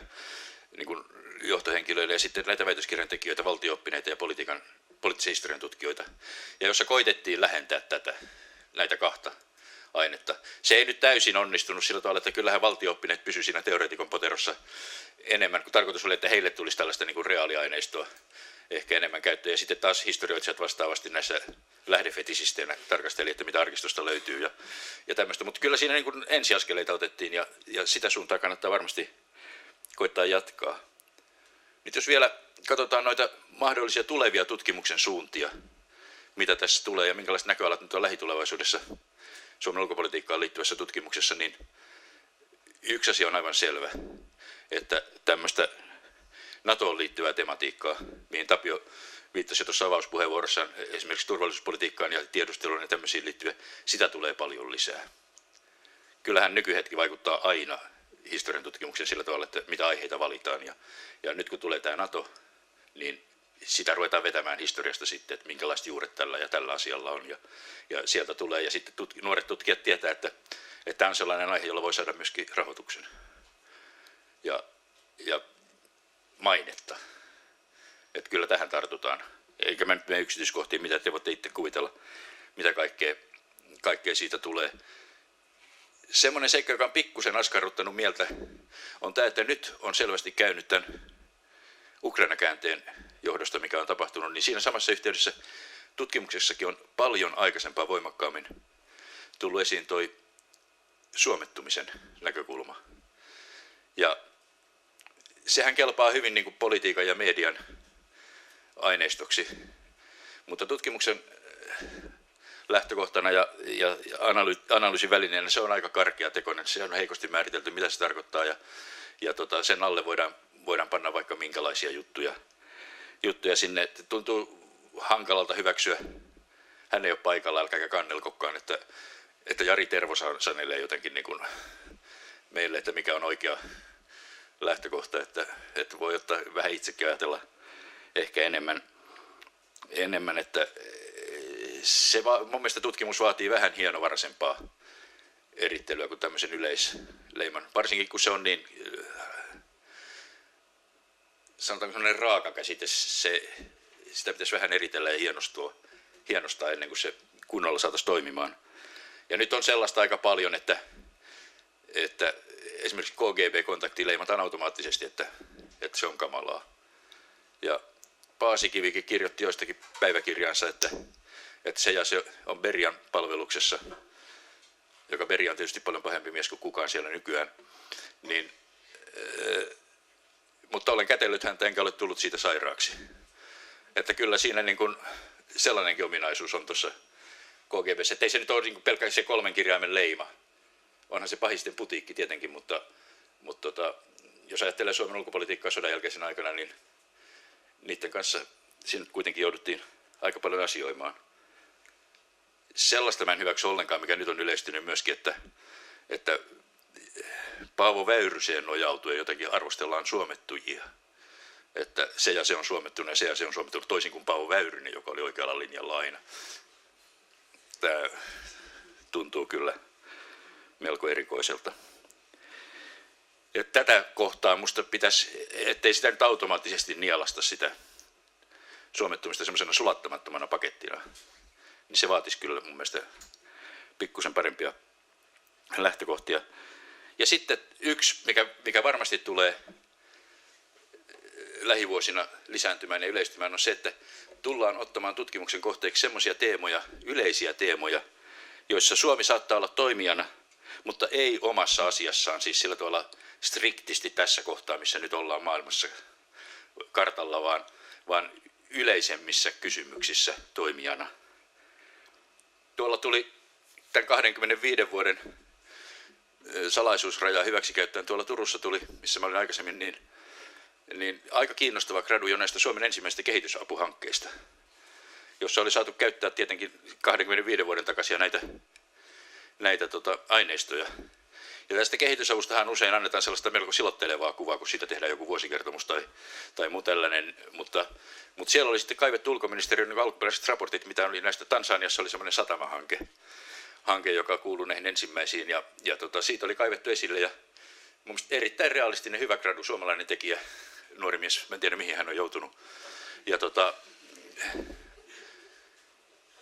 Ja siinä kävi ilmi muun muassa se, että oli sellainen tilanne, että satamahanke lähti siellä Tansaniassa hyvin liikkeelle, mutta sitten yhtäkkiä kaikki tyssäs. Ja suomalaiset sen ajan virkamiehet 60-luvun lopulla ei tajunnut, mistä on kysymys. Ja sitten otettiin 2 brittikonsulttia, ja nämä tajus tietenkin, että pitää vähän rasvata rattaita. Ja hommat saatiin taas pyörimään. Mulla jäi kyllä sellainen kuva niistä raporteista, että nämä britit saattoi olla melko sutkeja koijareita ja esiintyi ehkä salanimillä, koska heidän nimensä oli Charles Dickens ja John Holmes, jotka on aivan muiden alojen suurmiehiä kuin kehitysapualan. Mutta tämmöinen gradu, ja näitä tämmöisiä, siis tämä kehitysapukysyjä, koko tämä 3. maailman jutut ja kaikki tämmöiset, niin näissä on erittäin hyviä, herkullisia ja hienoja aiheita sillä tavalla, että ne on riittävän pieniä gradulle esimerkiksi jonkun maan asema. Meillä on nyt tämmöisistä aiheista yhtenä esimerkkinä tulee hyvä väitöskirja, siitäkin on semmoinen Brad Reynolds, joka on amerikkalainen ja on meillä täällä Helsingissä ja tekee tästä Vuoristo-Karabahin kriisistä, siis alkuperäisestä kriisistä väitöskirjaa, joka siellä oli Azerbaidžanin ja Armenian välillä. Suomalaisen aineiston pohjalta ja siinä on ihan päähenkilöiden joukossa tietenkin toi Heikki Talvitie meiltä ja tämmöisiä, mutta kuitenkin semmoinen yleinen kysymys, jossa Suomi ei ole omassa asiassaan, mutta suomalaisen aineiston pohjalta ja Suomen roolin pohjalta pystyy tekemään aika kiinnostavan tutkimuksen siitä. Ja näitä tulee, Tuomas viittasi tuohon ulkopoliittisesta lehteen, jonka nimi on vähän merkillinen, mutta siinä esiin nostettuja tematiikkoja, niin niitä kyllä tulee lähivuosina nousemaan. Ja siinä päästään tästä niin kuin harmaapäisten miesten, heidät siirretään sinne, mihin he kuuluvat, että päästään vähän eteenpäin näissä aiheissa. Kiitoksia.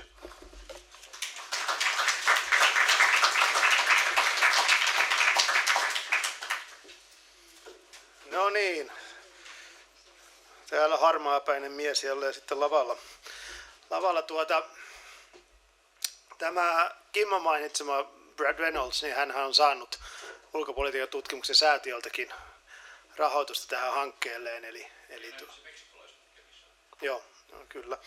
Eli näin. Ja tässä oli mielenkiintoinen tässä tullut pari kertaa niin kuin esille semmoinen, että nyt kun Suomi on liittymässä NATOon, niin meillähän tulee esiin mahdollisesti sellaisia tilanteita, jotka aidosti niin kuin jakaa kansaa. Eli kun ajatellaan, niin kuin, mitä NATO tai varsinkin Yhdysvallat on tehnyt niin kuin viimeisen 20-30 vuoden aikana, ajatellaan niitä erilaisia sotilaallisia operaatioita, mitä on ollut Libyaa, Syyriaa, Afganistan ja tietenkin sitten Irak ja näin edespäin. Nämähän on jakanut NATO-maita sisältäpäin.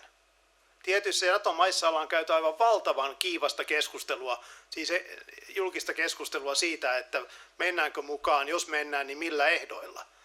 Ja tämä on ainakin mielenkiintoista nyt jatkossa, siitä mehän ei tiedetä millainen NATO tulee olemaan jatkossa, mutta hyvin todennäköisesti tulee tapahtumaan erilaisia konflikteja eri puolilla maailmaa, johon sitten ainakin Yhdysvallat osallistuu jollain tavoin. Ja tällöin sitten voikin olla niin, että Suomessa tavallaan sitä keskustelua tulee ihan luonnostaan, koska se jakaa niin paljon sitten puolueita, se jakaa ihmisillä on erilaisia käsityksiä näistä asioista. Eli saattaa olla, että kun Suomessa on totuttu tällaiseen niin kuin konsensukseen, yksimielisyyteen, niin ehkä sitten olosuhteiden pakosta se ei olekaan niin kuin enää niin paljon todellisuutta. Et saa nähdä, miten tämä sitten jatkossa menee. Se ei ole enää niin paljon Suomesta kiinni, vaan se on siitä kiinni, että mitä NATO tai mitä varsinkin Yhdysvallat sitten tekee. Mutta hyvä, meillä on tässä vielä itse asiassa tuommoinen vajaa 10 minuuttia aikaa niin meillä on täällä ilahduttavasti varsinkin nuoria paikalla tässä salissa, niin olisi aikaa tässä muutamalle kysymykselle, ja niitä voi esittää ihan yleisesti kysymyksenä tai kommenttina tai sitten kohdentaa jollekin näistä puhujista. Eli mielellään tässä vielä ottaisin muutaman kysymyksen ennen taukoa. Ihan rohkeasti nyt vaan. Vai mennäänkö tällä Paasikivin sitaatilla? Että sieltä ole hyvä. Ja voitko esitellä samalla sitä itsesi? Joo, hei, mä olen Maria Metrimään Sacred Lovin toiminnanjohtaja ja Sacred Love on suomalainen rauhan ja turvallisuuden ajatushautomo. Me olemme itse asiassa Suomen ainoa riippumaton ajatushautomo alalla, jonka takia me myös edustetaan Suomea muun muassa Euroopan unionin non-proliferaatio- ja disarmament-konsortiossa. Ja ehkä siihen liittyen on monia kysymyksiä, mutta sanoisin, että tämä moniääninen keskustelu, niin varsinkin silloin kun on ollut jonkinnäköistä kysymysmerkkiä esimerkiksi siitä, että minkälaista on Suomen NATO-politiikka tai minkälaista sen tulisi olla, niin kyllä meidän puolelle hyvin nopeasti on tullut kysymysmerkki, tai siis vastineeksi on tullut, että haluatko Maria, että Venäjä hyökkää Suomeen. Että sitä kovin moniäänistä keskustelua ei kyllä ole meidän nurkasta näkynyt, ja toivoisinkin ehkä ensimmäisenä semmoisena isänmaallisena vastuuna kaikille meille, että pyrittäisiin siihen moniäänisyyteen, nimenomaan skenaaripohjaisuuteen, mutta myös, että meillä on aika moninainen tämmöinen turvallisuuskulttuuri.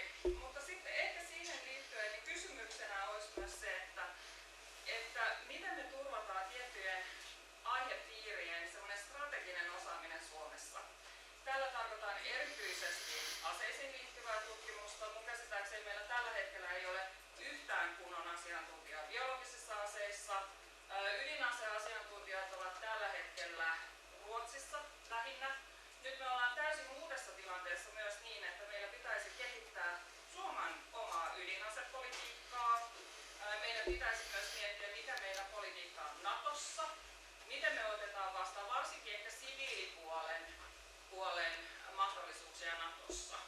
Niin tästä kysymys, että miten me tähän itse asiassa tulevaisuuteen pystytään paremmin jotenkin valmistautumaan ja miten me saadaan tätä tietoa, jota me tarvitaan myös ydinasepolitiikasta, esimerkiksi Norjasta, heidän ydinasepolitiikansa kehityksestä. Se olisi hirveän tärkeää tietoa.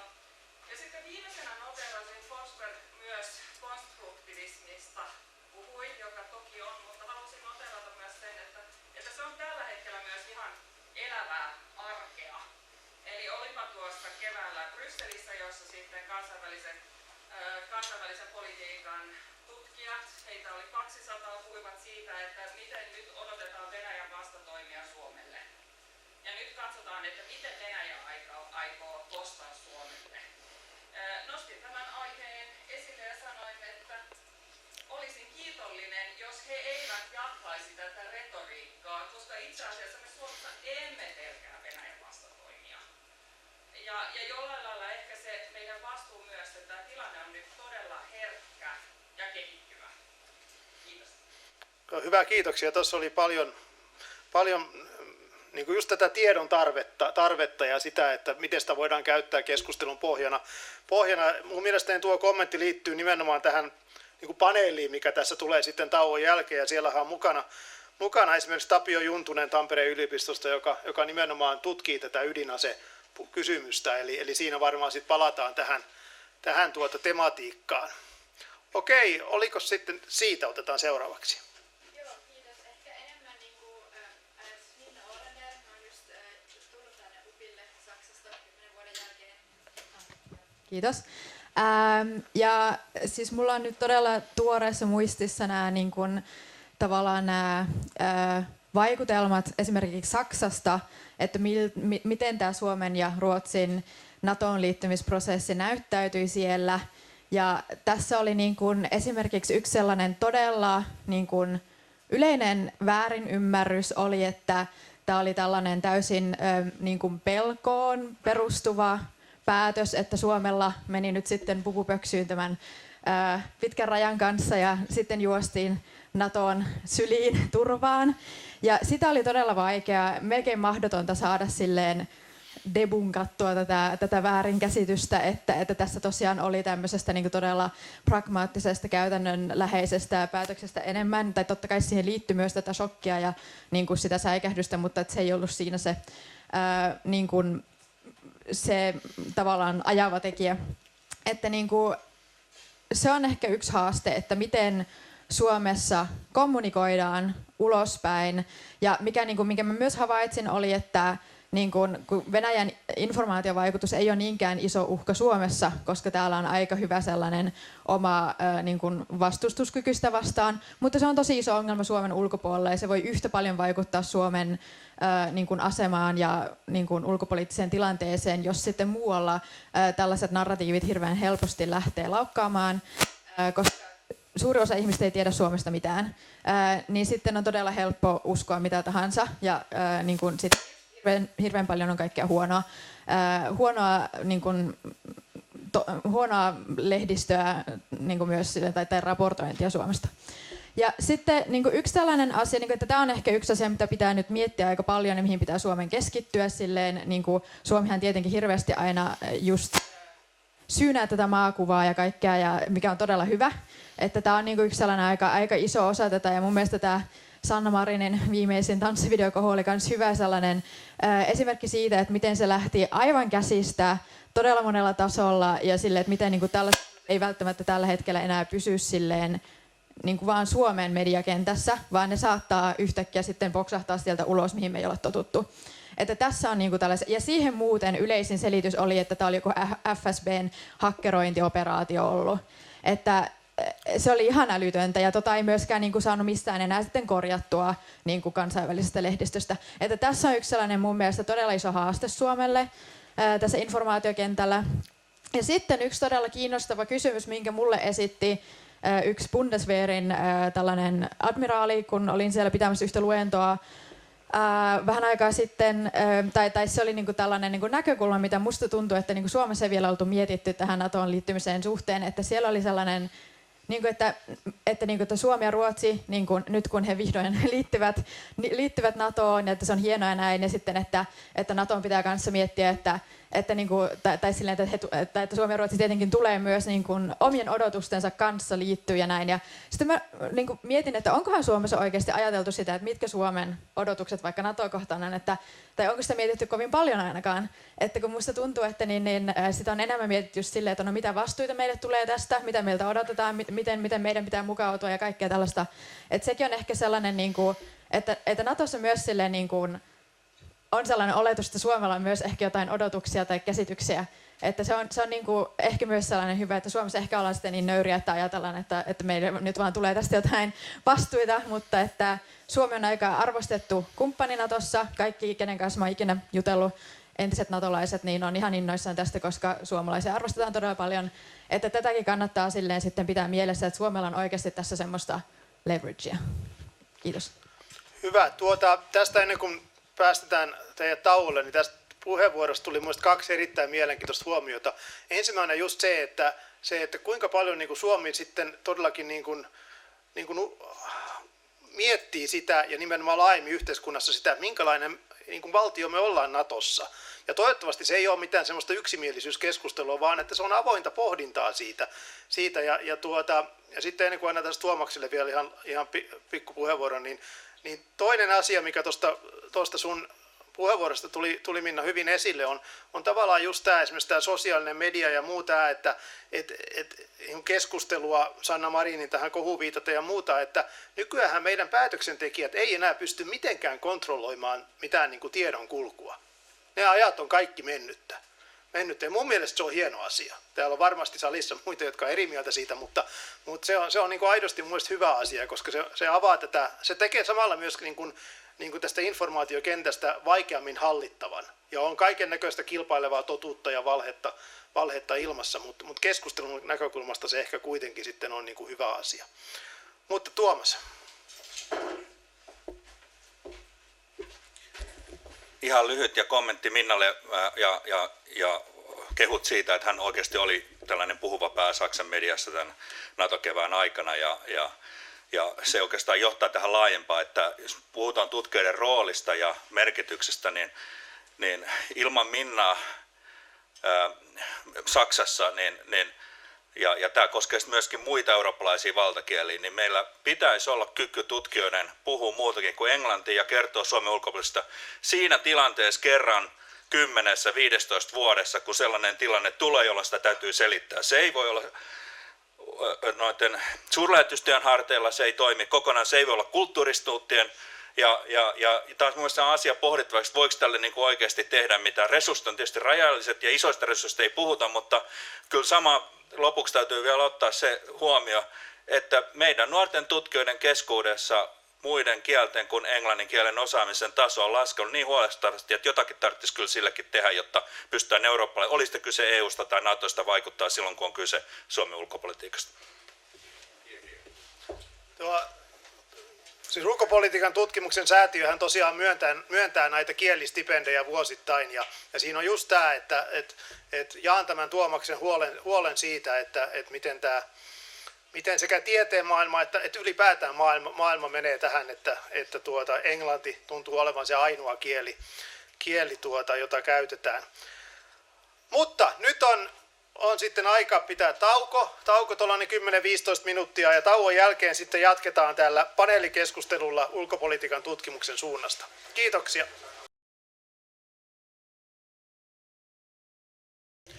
No niin, hyvä yleisö, tervetuloa tilaisuuden toiseen osaan paneelikeskusteluun, jossa pohditaan Suomen ulkopolitiikan tutkimuksen tulevaisuutta.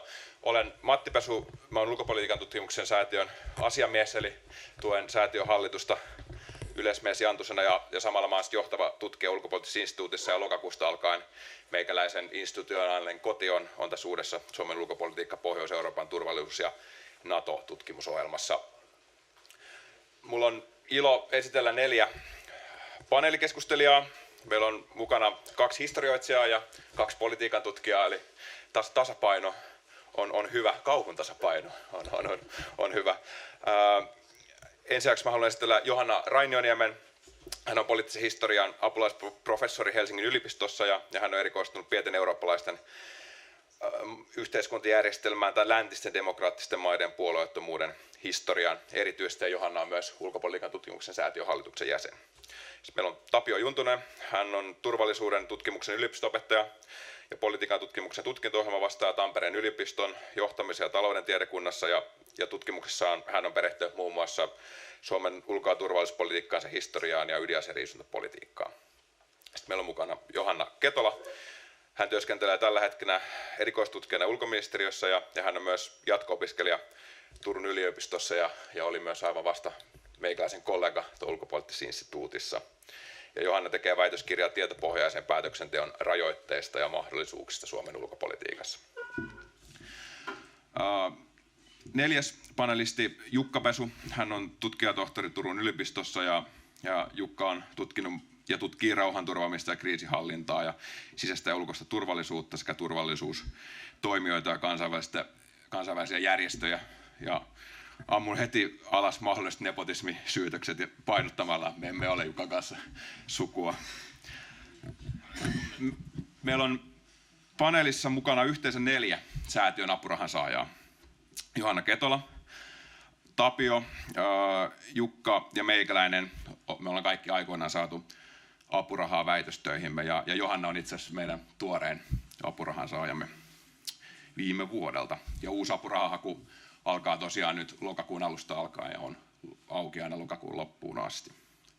Mä oon pyytänyt panelistilta napakoita päivään teemaan liittyviä alustuksia, joiden jälkeen teillä on mahdollisuus esittää kysymyksiä ja kommentteja keskustelijoille ja voidaan jatkaa myös keskustelua aiemmasta sessiosta. Mä ehdotan, että me edetään ohjelman mukaisessa järjestyksessä, joka oli myös aakkosjärjestys, jos Tapio aloittaa ja sitten olisi Johanna Ketola, Jukka Pesu ja Johanna Rainioniemi. Kiitos paljon ja tervetuloa.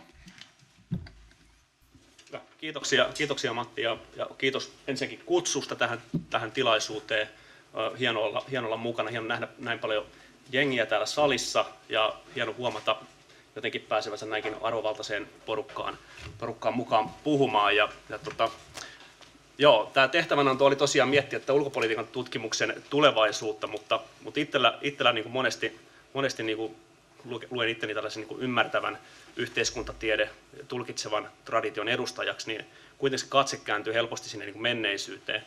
Että tavallaan pääasialliseksi tehtäväksi itselleni mä näen niin kuin sen, että tutkijan tehtävänä on jollain tavalla tuoda niin kuin selkeyttä, analyyttistä jäsennystä ja jonkunlaista teoreettista yleistystä menneisyyden jo tapahtuneisiin tapahtumiin, niin mä itse asiassa katson hieman tuonne menneisyyden suuntaan. Vaikka on kansainvälisen politiikan tutkija koulutukselta, niin on itse asiassa, mä jotenkin itse kuitenkin lasken itseni tässä kauhun tasapainossa jonnekin sinne niin väliinputoaja maastoon, että olen itse asiassa hyödyntänyt omissa tutkimuksissani juuri tässä aikaisemmissakin alustuksissa esiin tulleita arkistolähteitä ja pyrkinyt niin kuin vähän tämmöistä niin kuin ehkä historian tutkijalle tyypillisempää tutkimusta soveltaa kansainvälisen politiikan ja ulkopolitiikan tutkimuksen niin käsitteellisiin lähestymistapoihin. Ja näen sen erittäin hedelmällisenä tulevaisuuden suuntauksena, jos täällä on nuoria niin kuin tutkimusura aloittavia yleisön jäseniä paikalla, niin se on semmoinen, mitä voin suositella. Mä tämän oman lyhyen alustuksen tai aloituspuheenvuoro otsikoin tällainen suureellisesti kuin presentismin vaarat, houkutukset ja mahdollisuudet. Ja tämä nyt ehkä kumpuaa meillä tuolta Tampereen traditiosta. Meillä on tapana, että ulkopolitiikkaa ja tutkimusta tarkastellaan aika teoreettisesti välillä, joka on erittäin tärkeää myöskin. Niin nyt ollaan siis ulkopolitiikan tutkimusyhteisössä varmaan niin kuin tosi ainutlaatuisen tilaisuuden äärellä siinä mielessä, että ainakin mun oman tutkijauran ja aikuiselämän aikana ollaan niin merkittävän käänteen äärellä, että mitä aikaisemmin ei ole ehkä ollut. Ehkä niin kuin syyskuun 11. ja terrorismin vastaisen sodan nousu menee aika lähelle sitä, mutta en ole itse kokenut vastaavanlaista. Nyt pystyy niin kuin reflektoimaan sitä, että mikä on se tutkijan asema suhteessa siihen niin kuin valtavaan tietotarpeeseen, mikä esimerkiksi syntyy. Mutta siihen sisältyy niin kuin suuria mahdollisuuksia. Mä näen esimerkiksi, että siis tämä presentismi, mikä tarkoittaa siis sitä, että miten nykyhetkessä muodostuvat käsitykset ja politiikkaprosessit jollain tavalla näkyy ennakkoluuloina tai ennakko-oletuksina, niin kuin tutkimusta ohjaavina ennakko-oletuksina. Niin se mahdollisuus on esimerkiksi nyt, että meillä on jonkunlainen semmoinen mahdollisuus ottaa analyyttistä etäisyyttä tähän niin sanottuun NATO-optiopolitiikkaan tai sen niin kuin pidempiin juuriin. Se tietysti niin kuin palautuu siihen semmoiseen niin kuin laajempaan narratiiviin, mikä on helposti liian yksinkertaistava, että miten Suomen ulkopolitiikan tarina kylmän sodan jälkeen ensiksi liikkui puolueettomuudesta liittoutumattomuuteen, sitten siihen semmoiseen hähmyseen sotilasliittoon kuulumattomuuteen, ja miten sitten jossain vaiheessa, ehkä viimeisen 10 vuoden aikana, ei ehkä julkilaustuna doktriinina, mutta tosiasiallisena politiikkana tämä mahdollisuus hakea NATO-jäsenyyttä niin muodostui. Ja sen historialliset taustat ulottuu kyllä 90-luvun puoleen väliin, vaikka silloin ei käyty ehkä julkista NATO-debattia Suomessa, niin ulkopoliittisen päätöksentekoeliitin piirissä kyllä nähtiin se mahdollisuus, ja sillä oli useita funktioita. Sillä oli varmaan sisäpoliittinen funktio, että se niin kuin mahdollisti jonkunlaisen niin kuin konsensuksen, että se mahdollisuus pidettiin yllä. Sitten ehkä 2010-luvulla siihen tuli joku tämmöinen niin kuin latentti pidäkefunktio, että se niin kuin näyttäytyi jonkunlaisena keinona reflektiivisesti kontrolloida niin kuin Venäjän toimintaa. No ehkä se ei nyt toiminut. Ja sitten toisaalta sillä oli varmaan jotain vakaus- ja tasapainopoliittisia funktioita, eli ylipäätänsä se mahdollisuus tärkeää pitää yllä ihan niin kuin periaatteellisestakin syystä, koska se palautui Euroopan turvallisuusjärjestyksen perusnormeihin, että jokainen valtio saa oma ulkopoliittisen orientaationsa valita vapaasti. Mutta siis tutkimuksen näkökulmasta meillä on nyt ehkä, me ollaan vähän vapaampia siitä, että jos me tehdään tutkimusta tästä aiheesta, niin meidän ei tarvitse tavallaan pitää huolta siitä, että nyt me osallistutaan tähän optiokeskusteluun, koska se optio on nyt käytetty. Riippumatta siitä, mitä tapahtuu tulevaisuudessa, se on nyt käytetty, niin mä näen tämän hedelmällisenä, että nyt on tutkijoiden paikka, historioitsijoiden myös, menemällä 90-luvun puolivälin ja alun arkistoaineistojen kimppuun, ja tämmöistä itse asiassa tehdäänkin. Helsingin yliopistossa on käynnissä tällainen Baltrans-projekti, jossa myös näihin asioihin pureudutaan. Eli tämä ulkopoliittisen muutoksen tavallaan syvyyden analyysi, eli kuinka isosta muutoksesta nyt onkaan kysymys, ja siihen löytyy tietysti ulkopolitiikan tutkimuksesta paljon työvälineitä, niin se tulee nyt ajankohtaiseksi. No, tähän sisältyy semmoinen houkutus, joka saattaa viedä vähän sivuraiteille. Eli nyt sitten tässä tämä teema itse asiassa tulikin noissa aikaisemmissa pohjustuksissa, eli houkutus nähdään nyt sitten ulkopolitiikka jotenkin, että se redusoituu tähän NATO-kysymykseen, Suomen NATO-politiikkaan, ja sitä pitäisi nyt välttää. Ja niin kuin sanottu, niin tämä tosiaan tuossa mainittiinkin, että me ei voida tietää, että mikä 10 vuoden päästä on sitä relevanttia ulkopolitiikan tutkimusta, tai mikä ulkopolitiikan sektori on se relevantti, että täytyy sitä monimuotoisuudesta pitää kiinni. Ja tähän liittyen mä ehkä voin sanoa sen tarinan omasta tutkimustaustasta, eli kun aikanaan sain ulkopolitiikan tutkimuksen säätiön apurahan vuonna 2013-2014 sen käytin, niin silloin aloin tutkia siis Suomen ydinasevalvontapolitiikan muutosta kylmän sodan päättymisen ja kylmän sodan aikana. Mä muistan silloin, että se nostatti jonkun verran kulmakarvoja tuo ydinasepolitiikan tutkimus siihen aikaan. Ja niin kuin tutkijoiden tietysti pitääkin perustella omaa tutkimusaihetta. Se on ihan relevantti kysymys, miksi tällaista tutki, kun tuntuu, että maailmassa on muut kehityssuunnat meneillään. Että uusi START-sopimus oli hiljattain allekirjoitettu, ydinaseiden määrä väheni koko koko ajan. Se oli just ennen 2014 vuoden tapahtumia. Niin silloin ehkä toivottavasti, ja totta kai haluan sanoa ja kiittää ulkopolitiikan tutkimuksen säätiötä, että teitte ehkä siinä mielessä niin kauaskantoisen niin kuin ratkaisun silloin. Mutta ihan samalla tavalla täytyy muistaa, että globaalihallinnan teemat, ilmastopolitiikka, ympäristöpolitiikka, planetaariset rajat, rauhanvälitys, konfliktin tutkimus, feministiset lähestymistapat, näitä ei niin kuin pidä unohtaa. Me ei tiedetä, koska nämä kysymykset taas on niin kuin niitä tällä hetkelläkin totta kai ajankohtaisia. Semmoinen on ehkä niin kuin tavallaan nyt tässä presentismissä houkutus. Sitten yksi vielä, jos ehdin vielä sanoa yhden pointin tähän, niin sitten on ne presentismin vaarat. Ja nyt mä lähestyn tätä niin kuin vähän historian filosofisempaa osuutta tässä alustuksessa. Eli näin niin kuin tästä historian tutkimuksen ja kansainvälisen politiikan ja ulkopolitiikan ja politiikan tutkimuksen välimaastosta näyttäytyy mielenkiintoisena jännitteenä se, että miten meidän niin kuin nykyiset tai tässä hetkessä tapahtumat niin kuin tietotarpeet määrittelee sitä, että minkälaisia kysymyksiä me esitetään sinne historiaan. Eli nyt on tietysti suuri vaara, että me jotenkin niin kuin streamlinataan vaikka niin kuin tulkinnat siitä, että mitä tarkoitti 90-luvun ja 2000-luvun alun tämmöinen keskenäisriippuvuusajattelu, transitioteoriat, joilla oletettiin niin kuin Venäjän demokratisoitumista, tietyt niin kuin geoekonomiset riippuvuudet, joita ei sillä termillä ehkä käsitelty vielä silloin, niin politiikan tutkijana varsinkin on ehkä niin kuin on se vaara, että aletaan tutkia niin kuin tämän hetken ymmärryksen näkökulmasta sitä menneisyyden kontekstia. Historioitsijat, joilla on monesti tällainen paljon kontekstualisoivampi historistinen tutkimusote, joka lähtee ehkä enemmän liikkeelle siitä, että miten ne aikalaiset ajatteli, mitä yksityiskohtia sieltä löytyy, sen päättelyprosessin niin kuin jäljittäminen ilman välttämättä semmoista niin kuin teoreettista, käsitteellistä, normatiivista latausta. Niin tämä on ehkä semmoinen niin kuin asia, mikä on hyvä pitää mielessä myös niin kuin täällä meidän politiikan tutkijoiden puolella. Eli se vastauksena myös tähän kysymykseen, että mikä on se keskustelun tulevaisuus niin pidetään mielessä se, että tutkijalla pitää olla kuitenkin jonkinlainen kriittinen etäisyys suhteessa siihen niin kuin tutkimaansa aiheeseen ja kunnioitetaan sitä aikalaiskeskustelua myös. Tällaisia asioita nousi mieleen. Kiitoksia. Lämmin kiitos. Johanna voi jatkaa siitä sitten. No niin. Kiitos munkin puolesta sekä järjestäjille että kollegoille. On hienoa olla täällä ja musta tuntuu, että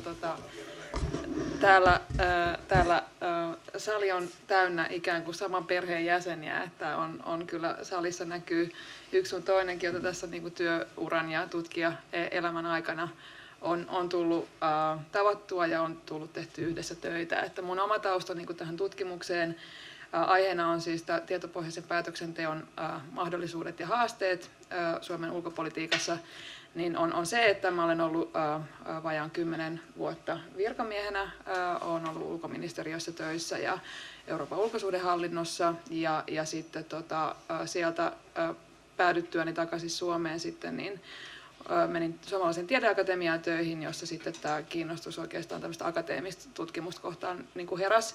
Ja mun lähtökohta ehkä tässä oli se, että Suomalaisen tiedeakatemian piirissä tehtiin tämmöistä laajaa tiedeneuvontahanketta, missä sitten tarkastellaan erilaisia niin kuin hallinnon aloja niin kuin sektoreina ja sitten mua alkoi mietityttää se, että mitä tämä tiedeneuvonta on ulkopolitiikassa ja mitä se eroaa niin kuin muiden politiikan sektoreiden tiedeneuvonnasta ja tällä tiellä oikeastaan niin kuin edelleenkin ollaan.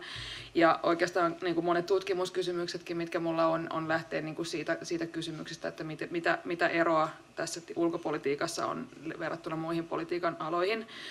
Mun keskeisenä käsitteenä tässä tutkimuksessa on tiedediplomatia ja se liittyy siihen, että millä tavalla tutkittu tieto on osa ulkopolitiikan suunnittelua, päätöksentekoa ja sitten myöskin toimeenpanoa ihan siellä diplomatian piirissä. Ja sitten toisaalta millä tavalla ulkopolitiikan avulla voitaisiin ehkä tukea tieteellistä tutkimusta ja tiedeyhteistyötä. Ja se käsitteen niin kuin hienous on ehkä siinä, että siinä pystytään samanaikaisesti tavallaan tarkastelemaan tätä kansallista päätöksentekoa ja sitten samalla sitä, että millä tavalla tutkittu tieto- ja tiedeyhteistyö sitten vaikuttaa kansainväliseen politiikkaan ja kansainväliseen yhteistyöhön.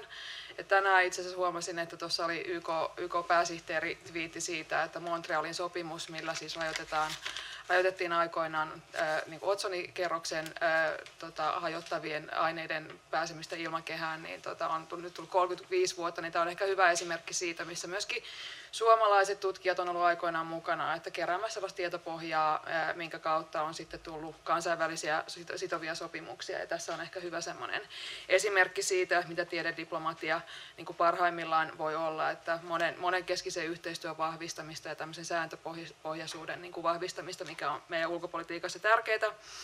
Nämä asiat ei tietenkään niin kuin tapahdu itsessään ja se vaatii aika paljon myöskin sellaista niin kuin ikään kuin onnea matkassa, että on kansainvälisessä politiikassa sellaisia teemoja, missä Suomessa on tieteellistä ja tutkimuksellista osaamista ja sitten se, että myöskin niin kuin on ihmisiä, että aika monesti tämmöinen ulkopolitiikan tiedeneuvonta, ainakin niin kuin muissa kuin varsinaisen ulkopolitiikan tämmöisissä niin kuin perusteemoissa, kuten NATO, jos puhutaan vaikka ilmastonmuutoksesta, niin sitä, että meillä täytyy olla niin kuin monet asiat kunnossa, että pitää olla niin kuin omaa tutkimusinfraa, rahoitusta tämmöisiin teemoihin, pitää olla niin kuin henkilöitä, ketkä pystyy niin kuin tuomaan semmoista niin kuin tietotaitoa ja osaamista meidän niin kuin ulkopolitiikkaa, kansainvälisten suhteiden hoitamiseen ja sitten kaikista pitää muodostua semmoinen kokonaisuus ja nämä ei tapahdu ihan itsekseen. Ja nyt sitten tosiaan tällä hetkellä, kun olen tuolla virkatöissä ulkoministeriön suunnittelu- ja tutkimusyksikössä, mukava nähdä, että myöskin esimies oli tänään paikalla, niin sitten ehkä tässä mun tehtävän aikana pohditaan enemmänkin sitä, että miten tällaisia asioita voitaisiin niin kuin systematisoida tai kehittää. Ja se ei tietenkään ole yksinään ulkoministeriön eikä niin kuin tehtävää, että sen tarvitaan kyllä ihan kaikkea tiedeyhteisössä niin kuin mukana olevia erityisesti. Tiedediplomatian ehkä heikkous on, niin kuin tämä iso heikkous on empirian puute, ja tällä mun tutkimuksella nyt yritetään päästä niin kuin käsiksi, että empiiristä tutkimusta niin kuin tästä ilmiöstä on aika vähän, että tiedediplomatia keskusteluna kansainvälisesti on aika heikkolaatuista, siellä on aika paljon sellaista niin kuin sitä itseään näin sanotusti, että on niin kuin paljon semmoista niin kuin maakuvatyötä ja kaiken näköistä niin kuin winning the hearts and minds niin kuin tematiikkaa, missä niin kuin sitten ihan tietoisesti niin kuin tutkimuksellisen tiedon tuottamisen avulla pyritään niin kuin esimerkiksi niin kuin maakuvaa edistää jollain tavalla. Ja tämä tämmöinen tieteen poliittisuus on myöskin niin kuin tosi iso ja tärkeä teema tässä tiedediplomatiakeskustelussa. Tällä hetkellä tämän Venäjän hyökkäyssodan myötä myöskin niin kuin nähdään se, että kuinka niin kuin nyt yhtäkkiä koko tämä tiedediplomatia, ikään kuin kansainvälinen yhteisö nyt keskustelee siitä, kuinka ukrainalaisia voidaan auttaa ja sitten miten voidaan myöskin auttaa jollain aikavälillä venäläisiä tutkijoita ja venäläisiä toisinaan ajattelijoita, kuinka tämä heidän osaamisensa voidaan kytkeä, niin kuin, miten me voidaan tukea sitä niin kuin vapaata tiedettä ja venäläisiä tutkijoita. Niin nämä on näitä niin kuin kriittisiä teemoja. Mutta sitten jos päästään, ja täytyy kiittää myöskin tietenkin ulkopolitiikan tutkimuksen säätiötä siitä, että tämä apurahalla ja tähän kuuluvalla matka-apurahalla on pystynyt käymään muun muassa Saksassa ja Virossa nyt kesän aikana keskustelemassa tiedediplomatiasta heidän kanssaan ja myöskin tämän empiirisen tutkimuksen parhaimmat osaajat mun mielestä keskittyy Berlin-Brandenburgin alueelle, niin se oli sinänsä kätevää. Samalla matkalla tuli hoidetuksi ja Virossa on tällä hetkellä tätä ilmiötä ja tiedediplomatia kohtaa paljon kiinnostusta. Mutta jos päästään tähän niin kuin tavallaan NATO-keskusteluun ja tähän NATO-tutkimuksen tai suomalaisen ulkopolitiikan tai NATO-jäsenyyskeskustelun niin kuin aiheeseen, niin musta niin kuin tässä kevään aikana niin kuin oikeastaan, jos puhutaan, että millaisia ikään kuin jatkumoita niin kuin tämä nykyinen keskustelu heijastaa, niin mun mielestä tavallaan tämä on niin kuin jollain tavalla tämmöinen oksymoroni, että samaan aikaan niin kuin on niin kuin jotenkin kaksi sellaista niin kuin keskustelua. Toinen on tietysti tämä, että niin kuin Suomi, jos puhutaan tällaisilla niin kuin Koiviston ja Paasikiven niin kuin termeillä, että Suomi on selviytynyt ja Suomi on tullut niin kuin ehjänä ulos, tämmöinen niin kuin positiivinen niin kuin ikään kuin Suomi-kuva on niin kuin monenkin tavoin ja ihan myöskin tutkijoiden näkökulmasta niin kuin vahvistunut, että tätä koko NATO-jäsenyysprosessia edelsi tämmöinen kansalaispaine ja tämmöinen demokraattinen ikään kuin paine tehdä nopeita päätöksiä meidän poliittisessa johdossa ja sitten siinä taustalla oli se, että kuinka niin kuin puolustusvoimat, puolustusministeriö oli jo ikään kuin valmistautunut tämmöiseen mahdolliseen NATO-option lunastamiseen niin kuin hoitamalla sitä omaa niin kuin teknistä puolta kuntaan, että ikään kuin Suomi on NATOon yhteensopiva. Nämähän on kaikki tämmöistä niin kuin todella positiivisen niin kuin maakuvan ja niin kuin tämmöisen kertomuksen niin kuin elementtejä. Ja jos niin kuin arvioidaan tämmöisen niin kuin lopputuloksen näkökulmasta, että jos nyt jouluun mennessä Suomi siellä Natossa on, niin kuin kaikkihan meni hyvin. Mutta sitten samalla niin kuin tässä ehkä myöskin tietyllä tavalla niin kuin nähdään näitä tämmöisiä niin kuin klassisia ajopuun niin kuin piirteitä. Tässä on tullut monessakin puheenvuorossa niin kuin hyvin esille se, että miten niin kuin, me löydetään tällaisessa tilanteessa itsemme. Ja tuossa Minna käytti hyvän puheenvuoron siitä, että miltä niin kuin, ehkä sitten se Suomen jäsenyys ja prosessi niin kuin näyttäytyy ulkomailla. Meillä on paljon esimerkkejä siitä, kuinka kansainvälinen lehdistö myöskin on niin kuin puhunut tästä, että nyt Suomi ei ole enää puolueeton. Ja sitten tämä on täytynyt niin kuin tätä arvioa niin kuin korjata. Ja mun mielestä se on niin kuin ihan kiinnostavia, niin kuin tutkimuksellisesti kiinnostavia asioita sitten todellakin niin kuin, vähän tarkemmin mennä siihen, että miksi näin on ollut, että minkä takia tämä meidän niin kuin ikään kuin imago on ollut tällainen ja miksi meistä on ajateltu, että me ollaan nyt edelleenkin joku tämmöinen harmaan maa, että oliko se NATO siinä kriittinen niin kuin elementti, kun ei oltu niin kuin osa puolustusliittoa vai onko siinä niin kuin muita asioita. Ja sitten tämä elementti, että niinku, liittyykö Suomi NATOon vasta siinä vaiheessa, kun on niinku pakko, ja onko tämä itse asiassa tämä niinku, koko päätös niinku, karrikoidusti niinku, myöskin tehty Kremlissä, että sitten vasta kun Venäjä teki mitä teki, niin se pakottaa meidät niin sitten tekemään nämä päätökset ja pakottaa meidät tällaisiin ratkaisuihin. Ja sitten tavallaan tämä on ehkä sitten historian tutkimuksen näkökulma, mutta kyllä tietenkin tälläkin hetkellä voidaan pohtia tästä mun omasta tiedeneuvonta- ja tiedepohjaisen päätöksenteon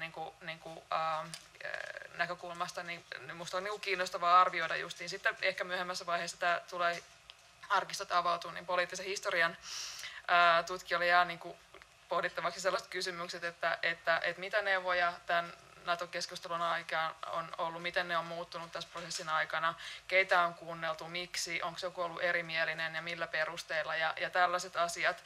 Ja sitten tietenkin se, että jääkö näistä niin kuin jotain dokumenttia jälkeen, että miten näitä päätöksentekoja tehdään, niin näitä voisi tietenkin niin kuin pohtia näitä samoja kysymyksiä mihin tahansa niin kuin historialliseen päätöksentekoon liittyen. Ja siinä niin kuin, tiedediplomatia on siitä myöskin poliittisen historian ja historian tutkimuksilla niin kuin kiinnostava käsite, koska sit siinä voidaan niin kuin tuoda paremmin esille sitä tutkijoiden roolia osana tällaisia isoja päätöksentekoprosesseja.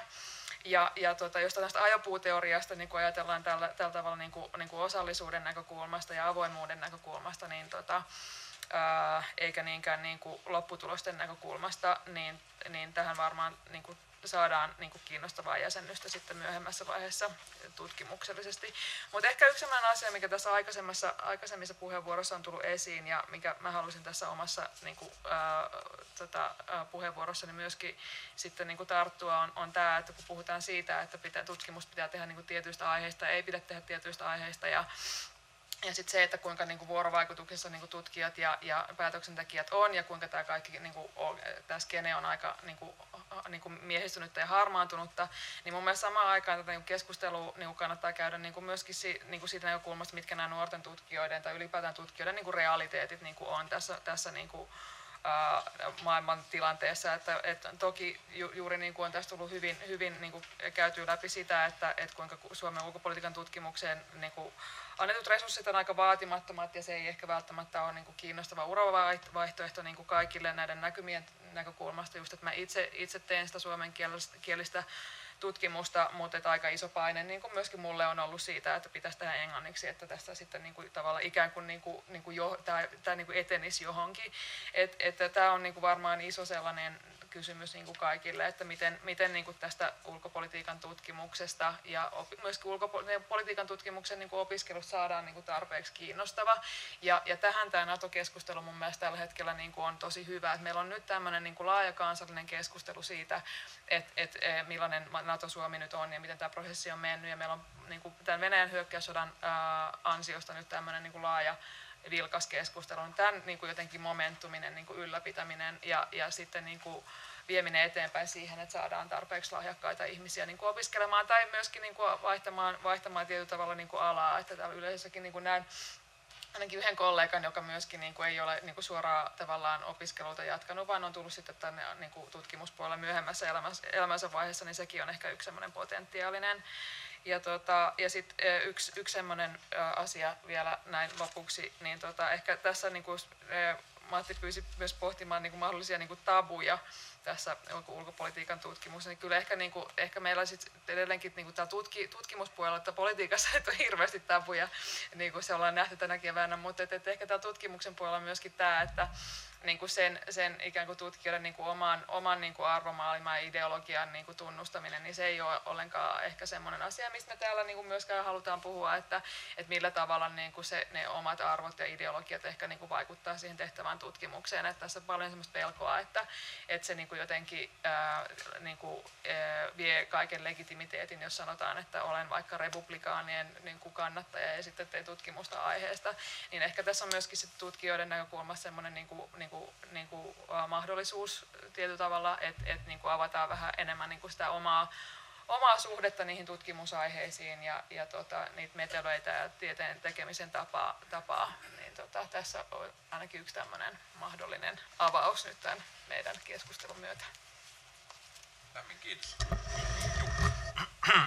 Kiitos tosiaan munkin puolesta kutsusta tänne. Ja, mä pidän tuossa, tai olen muutaman kerran pitänyt jo tuossa Turun yliopiston poliittisen historian perusopinnoissa tämmöistä luentoa kuin ulko-, turvallisuus- ja puolustuspolitiikan murrokset ja jatkumot. Ja mä ajattelin tästä aiheesta, tai tätä aihetta pohtia myös tässä mun alustuksessa. Eli se luento on taas tulossa tuossa parin viikon päässä ja sinne tarvitsee tehdä se uusi luku, joka tulee nyt tämän nykyisen tilanteen myötä. Ja mulla oikeastaan ajatuksena on nämä suuret murroskohdat on 1944, 1991 ja sitten 2022.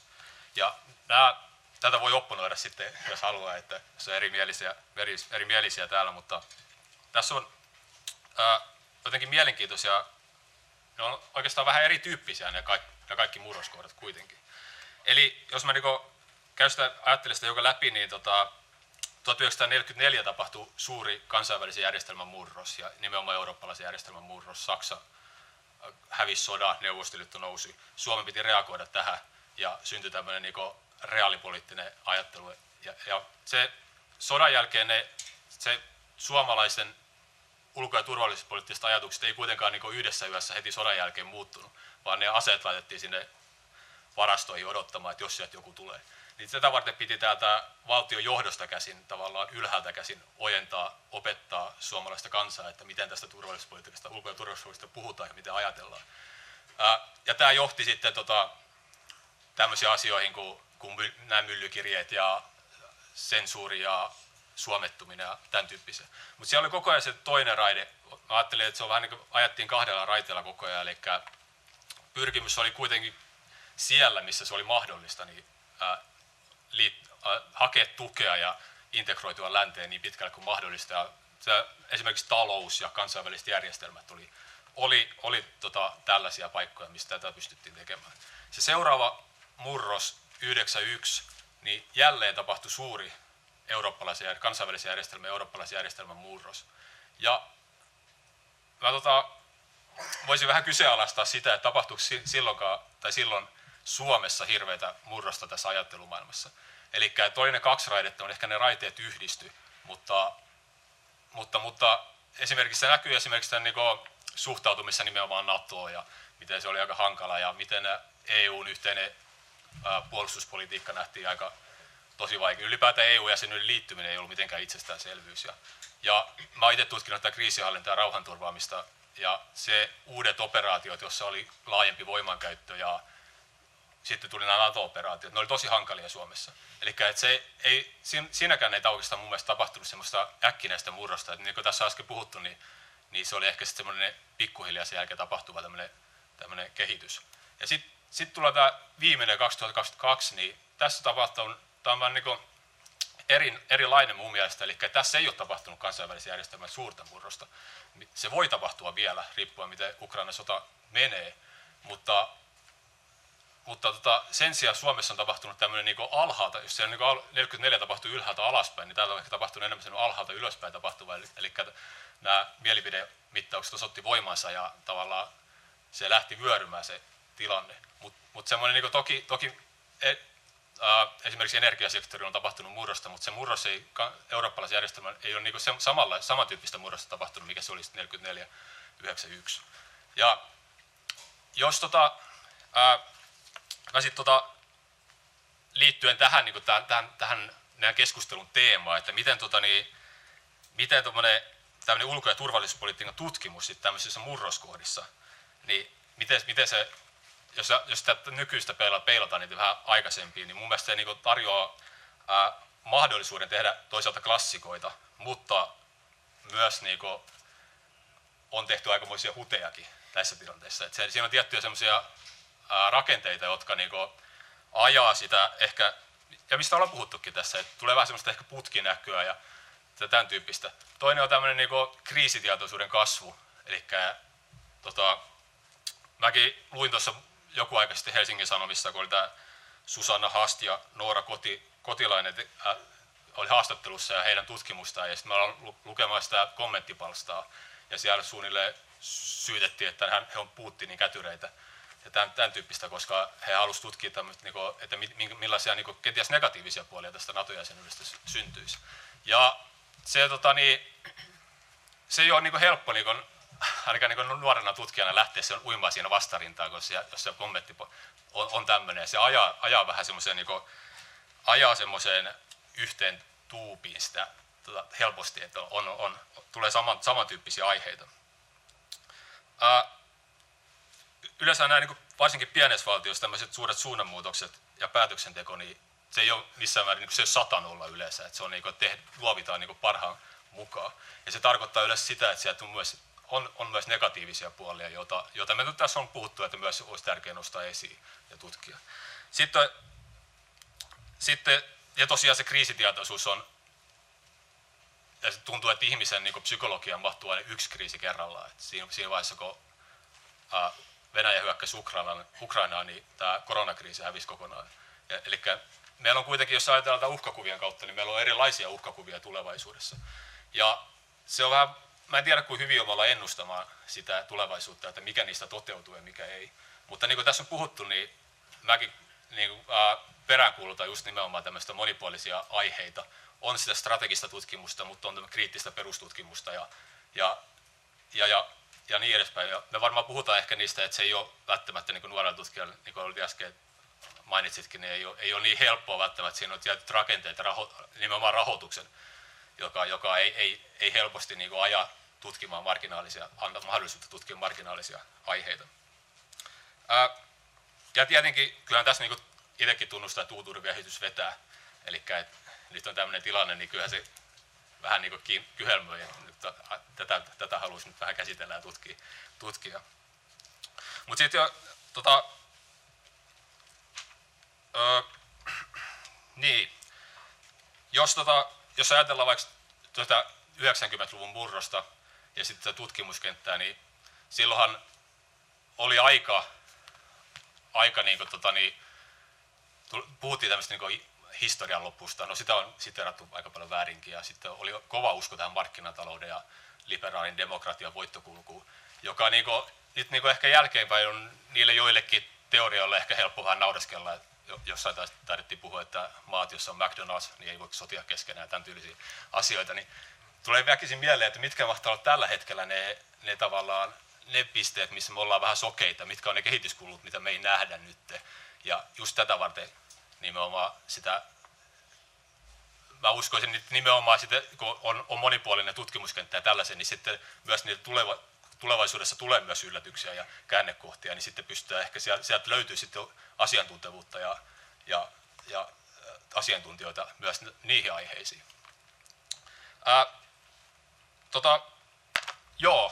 Mä tykkään seurata jalkapalloa jonkun verran, että vaimon mielestä varmaan vähän liikaa ja itse katselisi vähän enemmänkin, mutta tässä urheilussa ja sodassa tuntuu olevan, että se lainaa vähän metaforia toisiltaan. Eli urheilukatsomossa on monesti aika sotasta retoriikkaa, mutta nyt tuntuu, että tässä Ukrainan tilanteessa on myös lainattu tämmöisiä urheilutermejä. Ja yksi tämmöinen on, että pidetään katse pallossa. Ja se on mun mielestä aika huono metafora, koska jalkapallossa puolustajalle se on helmasynti katsoa sitä palloa, koska siinä vaiheessa kun keskityt tai syöttö lähtee, niin sä oot liian myöhässä ja hyökkääjä tekee maali.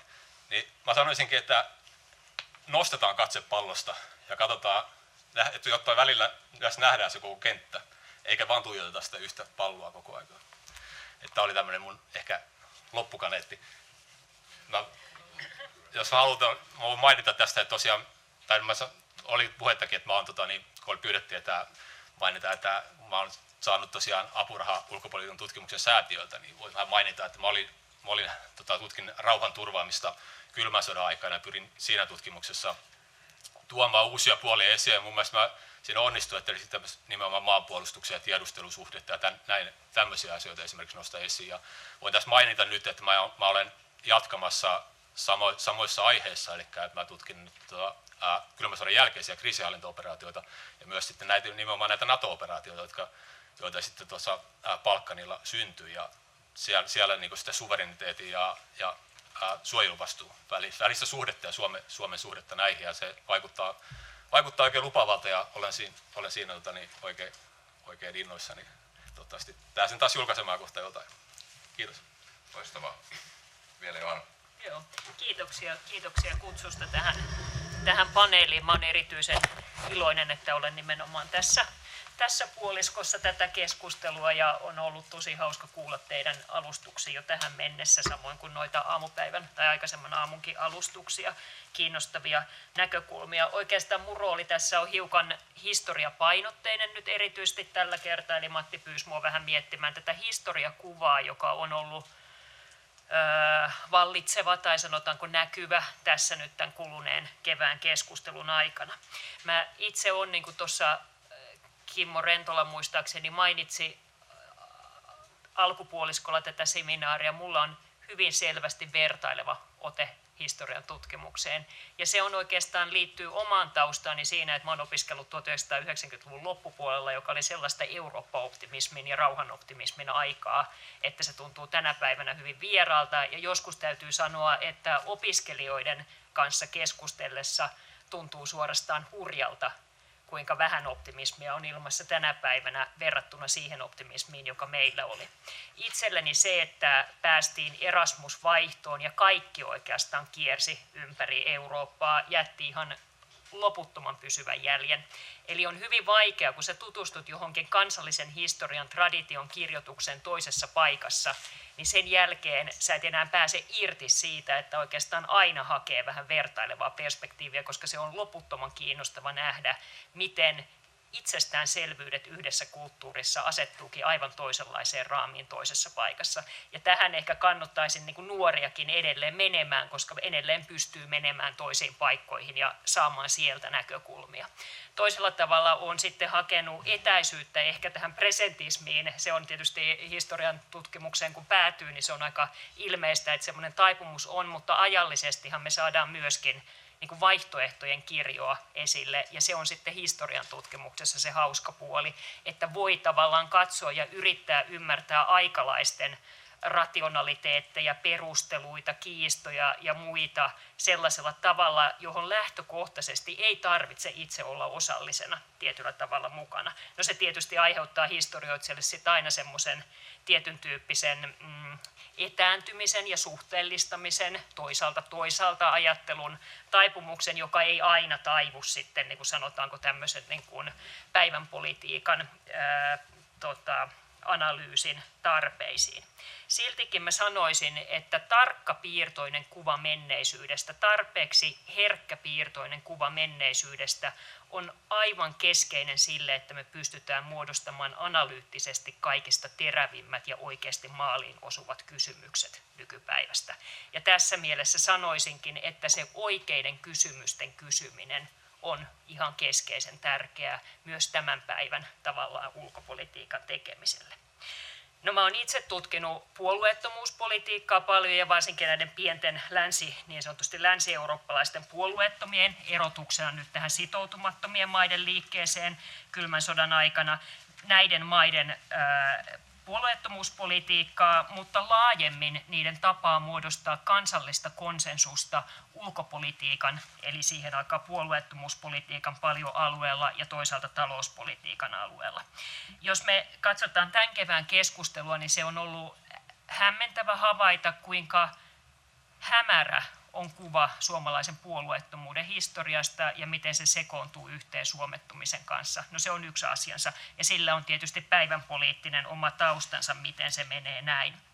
Jos me ajatellaan puolueettomuuspolitiikkaa historiallisena ilmiönä, joka ei liity edes Suomeen pelkästään, vaan on politiikka, jota on ollut olemassa oikeastaan aina. On aivan itsestään selvää, että millä tahansa nimellä sitä kutsutaan, niin kauan kuin on sotia ja konflikteja, on aina joku, joka haluaa pysyä siitä konfliktista etäällä. Ja se löytää jotkut muotonsa joka tapauksessa. Puolueettomuuspolitiikan yksi historiallinen funktio on ollut rauhoittaa sisäpolitiikan ulkopolitiikkaa koskevaa kuohuntaa. Eli se on siinä mielessä puolueettomuuspolitiikka on ollut ehkä semmoisen ulkoisen ja sisäisen politiikan niin leikkauspisteessä kuin olla ja voi. Tietyllä tavalla puolueettomuutta politiikkana tai sitoumuksena löytää nimenomaan maista, jotka on raja-alueilla, strategisten suurvaltojen raja-alueilla, tai maista, joiden sisällä on monenlaisia jakolinjoja, oli ne poliittisia, etnisiä, kielellisiä, uskonnollisia, mitä tahansa niin kuin pitkässä perspektiivissä. Tässä tarkoitus on se, että piirtämällä rajan rauhoitetaan sitä sisäpoliittista keskustelua siltä, että semmoisissa maissa, jossa on moneen suuntaan vetävä sisäinen yhteiskunnallinen ilmapiiri, saadaan ikään kuin koottua, saadaan rauhoitettua sitä niin, että pieni maa ei hajoa siihen, että siellä sisältä käsin katsotaan hyvin eri suuntiin samaan aikaan ja sillä avataan yhteiskuntaa myöskin ulkopuolelta tulevalle vaikutukselle. Sisäinen koheesio on ollut puolueettomuuspolitiikan hyvin tärkeä alaviite. Ei ehkä alaviite loppujen lopuksi edes, vaan hyvin tärkeä ilmiö. Ja se on myös monella tavalla Suomen historiaan sisäänrakentunut piirre. Meillä, jos me ajatellaan tällä lailla omassa tutkimuksessani, olen katsonut, että Suomessa, niin kuin kaikki tiedämme, jollakin lailla tätä sisäistä yksimielisyyttä on pidetty avaimena siihen, että pieni maa pystyy menestyksellisesti toimimaan maailmanpolitiikan ja omien naapurisuhteidensakin myrskyisillä vesillä.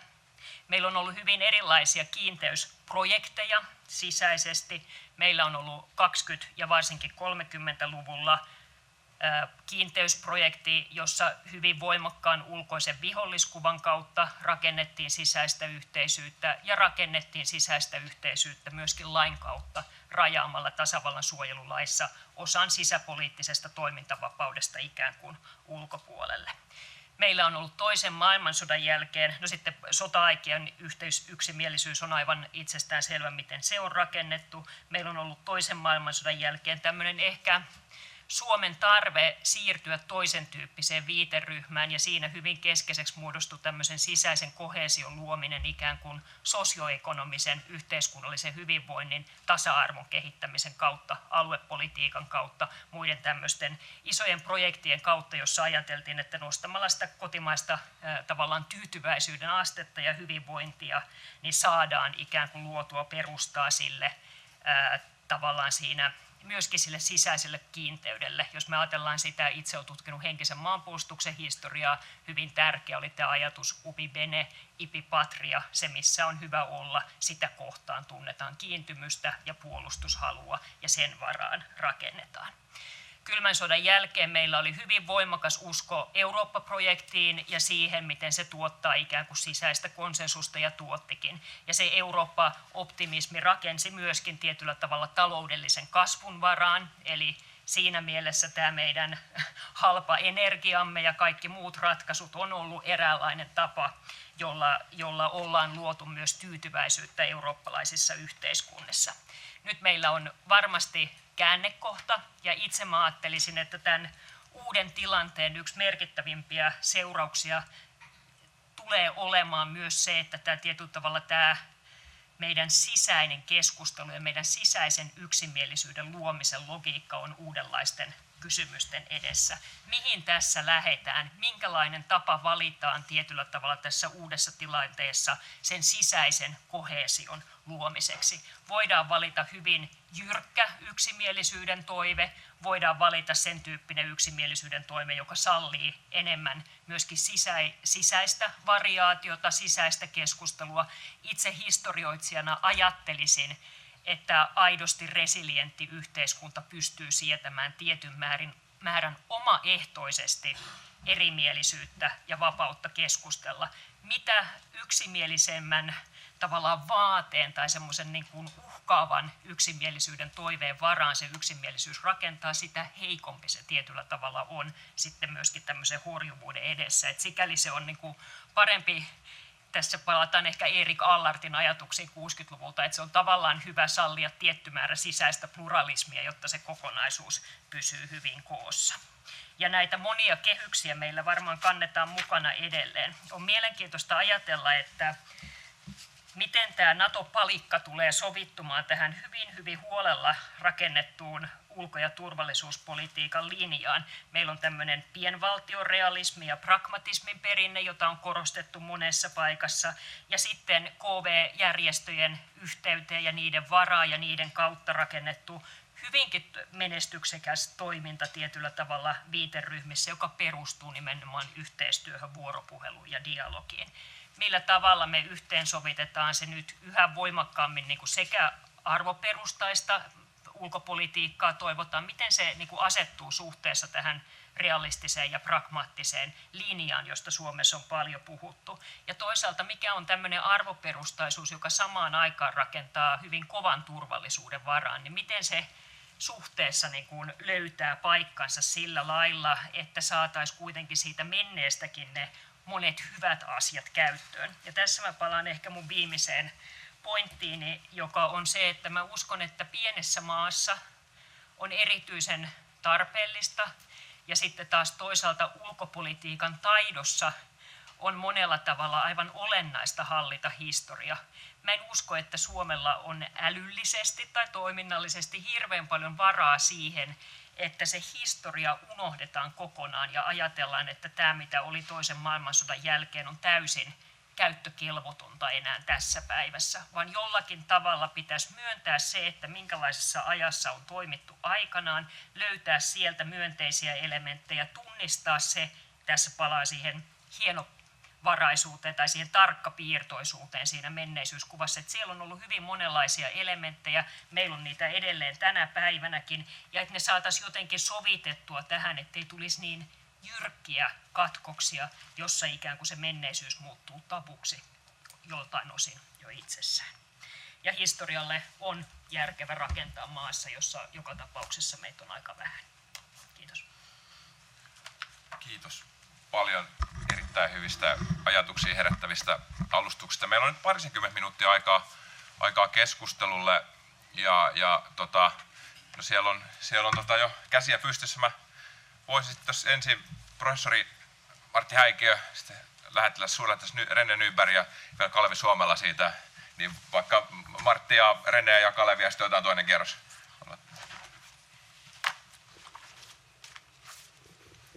Joo, kiitos sekä edellisen jakson alustuksille ja keskusteluille ja nyt sitten tässä.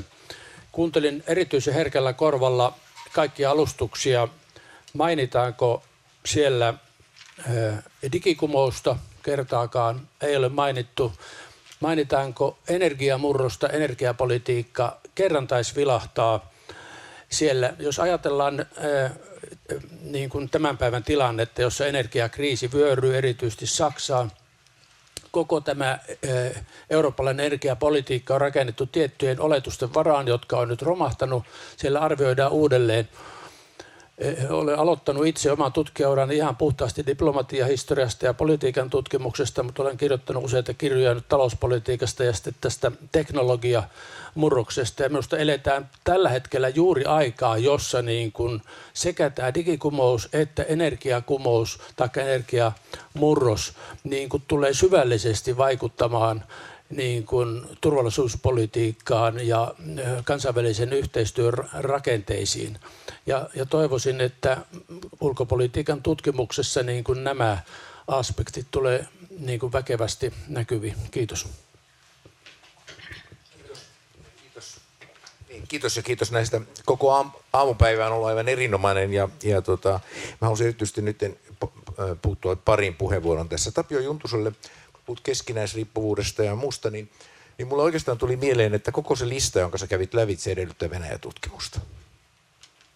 Koska kysymys ei ole siitä, mitä me ymmärsimme, vaan ymmärsimmekö lainkaan sitä, että mikä on se reaktio toisella puolella ja se tulkinta toisella puolella. Mä mä olin itäpäällikkö 90-luvun lopussa ja sitten lähettiläänä Moskovassa, niin mä puhun aika paljon keskinäisriippuvuudesta. Ja muistan erittäin hyvin, mä oon kuvannut sen kirjassa Patriarkko oligarkia, kun mä Duuman ulkoasiainvaliokunnan varapuheenjohtajan Konstantin Kazachofin kanssa, isä palveli aikoinaan Tehtaankadulla, me puhuttiin aina ruotsia, sitten vaihdettiin venäjäksi, niin koska Kazachov oli palvellut Tukholmassa, on nyt senaatin varapuheenjohtaja, siis Venäjällä, niin hän sanoi mulle, että niin, tämä keskinäisriippuvuus, se voi sopia teille. Se on semmoinen teidän maailmaan sopiva asia. Ja se jäi mulle mieleen ja näinhän se oli. Mä sain aika paljon lunta tupaan jo Helsingissä ollessani ja Moskovassa ollessani, kun mä puhuin siitä, että Riika, oikeastaan Ventspils, minkä takia Venäjä ei satsaa Ventspilsiin, minkä takia se rakentaa öljyvientiterminaalin mahdollisimman vaikeiden jääolosuhteiden taakse Koiviston lahdelle. Ja mä maksoin sitten tietyn hinnan, sillä on tänä päivänä sillä on merkitystä, mutta se tuntuu. Koska siis kysymys oli siitä, että me emme ymmärtäneet, mikä oli Putinin idea. Putinin idea oli se, että se oli autarkkinen lähtökohta. No tähän liittyy sitten tietenkin koko energiapolitiikka, joka on äärimmäisen tärkeää. Meillä oli 90-luvulla kriittinen tilanne, energian saatavuus oli uhattuna, koska siis Loviisa Kolmonen oli kaadettu eduskunnan äänestyksessä muistaakseni 1993. Ja me etsimme epätoivoisesti energiaratkaisuja. Ja yksi idea oli sitten, että me tuomme kaasua Stokmanovskajan kentältä Suomen läpi Hangosta putkella Saksaan. Kun Lipponen lähetti silloisen alivaltiosihteeri Leif Fagernesin, joka oli mun edeltäjä tuolla Berliinissä, lähetti hänet Schröderin luo Berliiniin, niin saksalaiset ei tiennyt, mistä Lipponen ja Fagernes puhuu. Se oli täysin uusi ajatus heille. No se kuoli se ajatus, siitähän oli olemassa yhteisyrityskin, Fortumin ja Gazpromin välinen yhteisyritys, joka lakkautettiin. Mutta tässä oli siis koko ajan se, että meiltä puuttui se venäläisen ajattelun ymmärtäminen. Ja Fortumia käsitellään nyt yhdestä näkökulmasta. Mutta esimerkiksi Fortum lähtiessänsä Venäjän energiamarkkinoille, se oli strateginen tavoite. Ja yksi tavoite oli saada haltuunsa luoteis-Venäjän vesivoima. Se on loogista, koska se olisi ollut jatkoa meille, samaten saada käsiinsä Pietarin voimalaitokset. Putin ei antanut niitä, koska ne eivät halunneet antaa Suomelle tällaista roolia. Ja sitä täytyy muistaa, että kannattaa katsoa ihan dokumenteista, että millä tavalla Putin ilmaisi asian, kun hän kertoi, että Fortum on suostuttu siihen, että Fortum saa sijoittaa Uralille. Sanottiin, että me olemme antaneet Suomelle luvan. Ja hän sanoi vielä Macronille, taisi olla Macron, se ei ollut Hollande, taisi olla Macron, hän sanoi näin, se on alue, jossa on Venäjän ydinase, ei oikeastaan, siis ydinteollisuuden sydänalue. Ja me annamme suomalaisten sijoittaa sinne. Eli tämän tyyppisen logiikan tutkiminen on ainoa tapa ymmärtää sitä, missä me menimme pieleen. Sitten mä suosittelen tietenkin Markku Kuisman taloushistorioiden tutkimista siitä, että kun me tappelimme siitä, että onko kaasusta järkiä. Mä istuin Paavo Lipposen vieressä, kun hän pääministeri Kasjanovin kanssa yritti saada venäläiset ymmärtämään, mutta täysin mahdoton asia, että yksi öljyputki, mutta 2 terminaalia. Et miksi teidän pitää vetää se öljyputki tuonne Koivistolle? Vetäkää se sekä Koivistolle että Sköldviikkiin. Sköldviikissä on suuret maanalaiset varastot, jolloin talvella ei tarvitse täysin mahdoton. Aivan täysin mahdoton ajatus. No se siitä. Tuosta Baltian politiikasta olisi hyvä muistaa semmoinen asia, että nyt NATOon liittyen, että minkälainen rooli Suomella oli kylmän sodan päätyttyä Baltian puolustuksen rakentamisessa. Me teimme Saksan kanssa työnjaon. Saksa vastasi Puolan, Tšekin ja Unkarin rajavartioston rakentamisesta. Me otimme tehtäväksemme Viron, Latvian ja Liettuan. Ja lopputulos on se, että ainoastaan, menemättä nyt yksityiskohtiin, että ainoastaan virolaiset ymmärsivät, mitä me tarkoitettiin. Ja sitten mitä tulee NATOon, mä istuin tästä NATO-päätöksestä, että oliko se mikä se oli nyt, ajopuu tai jotain muuta. Mä istuin TP-UMissa koko Ahtisaaren loppukauden, siis aina vuoteen 2000 saakka, ennen kuin mä siirryin Moskovaan. Ja henki siellä ja myöskin kaikissa keskustelussa oli täysin yksiselitteinen. Niin lähelle NATOa kuin mahdollista, mutta ei jäseneksi. Ja kaikki muut puheet tästä näin eivät voi perustua mihinkään faktuaaliseen aineistoon. Jukka Pesulle tuosta tiedustelusta ja NATOsta, niin minusta mielenkiintoinen huomio on se, että kuinka systemaattisesti esimerkiksi meidän rauhanturvaoperaatioissa suomalaiset, toisin kuin ruotsalaiset, koko ajan mietti oman puolustuksen kehittämistä. Ja siinä tämä tiedusteluelementin mukaan. Mä muistan, kun mä näin tuolla Kosovossa sellaisia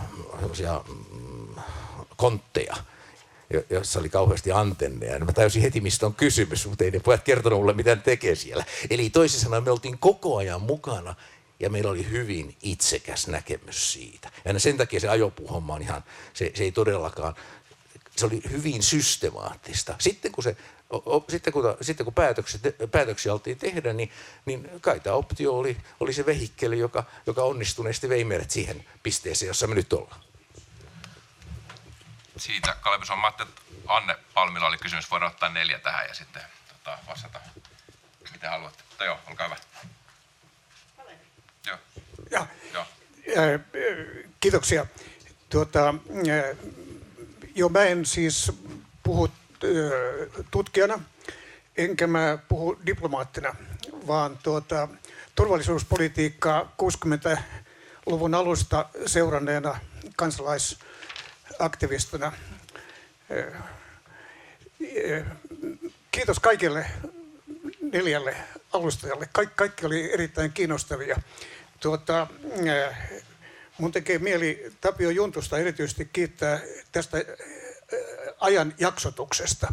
Se on erinomaisen hyvä lähtökohta, jonka esitit.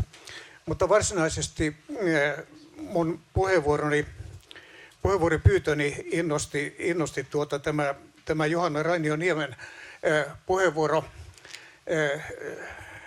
jota arvostan kovasti. Ajattelen hyvin paljon samalla tavalla. Ja minusta siis se johtaa siis tämän suomettumiskäsitteen niin kuin, tärkeyden oivaltamiseen mielestäni. Minusta on tärkeää ymmärtää, että suomettumisella tarkoitetaan 2 asiaa. 2 eri asiaa. Siis se länsisaksalainen sanomalehti, joka väitti, että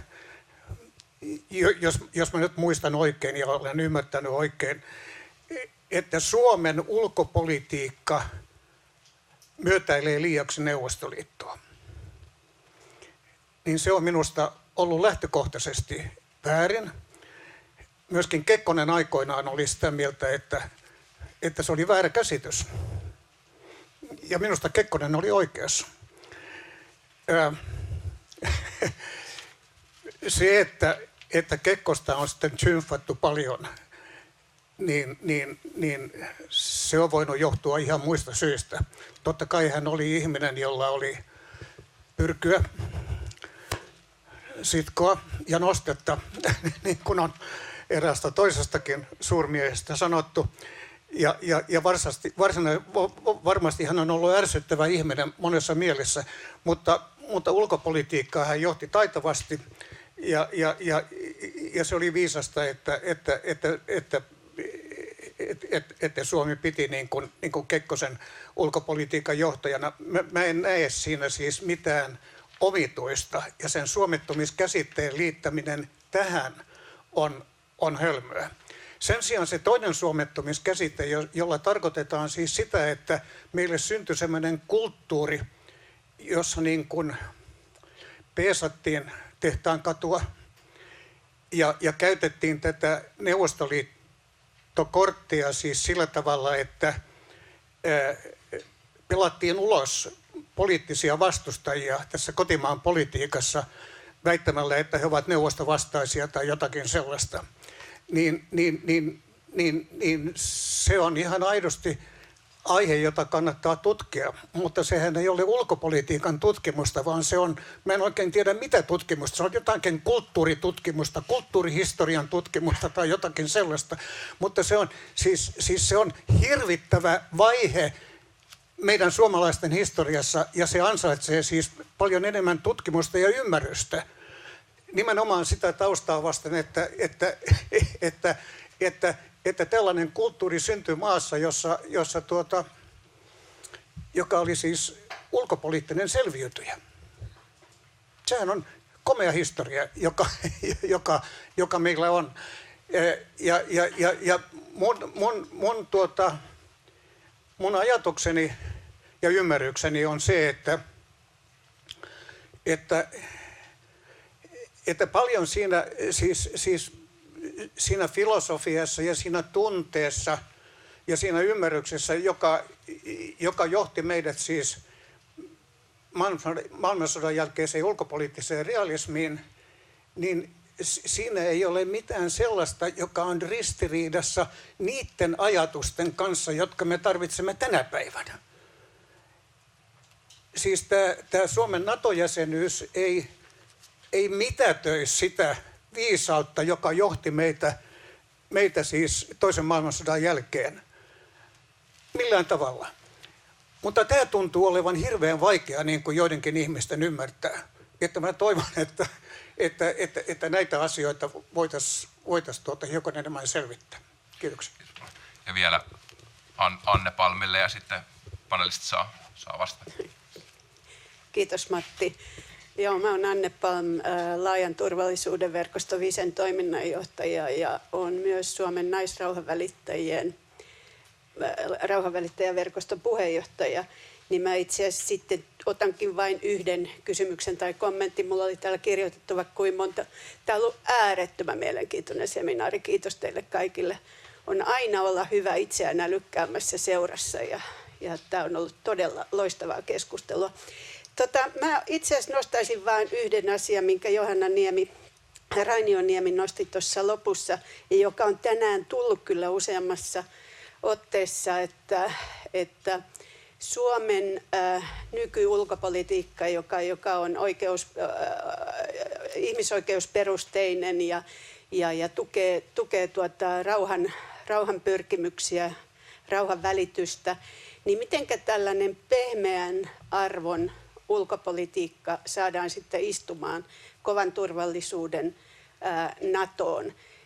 Tämä on sellainen asia, joka meitä ainakin tuolla kansalaisjärjestöpuolella kovasti keskusteluttaa ja mietityttää, mutta myöskin meillä naisrauhanvälittäjäverkostossa niin tämä on noussut nyt aika lailla esiin ja meillä itse asiassa me emännöidään marraskuussa Pohjoismaisen naisrauhanvälittäjäverkoston kokous Helsingissä, niin me ollaan yksi meidän plenaarin teema on NATO ja just tämä, että miten tämä rauhanpolitiikka, rauhanvälitys on mahdollista sitten NATO-kontekstissa.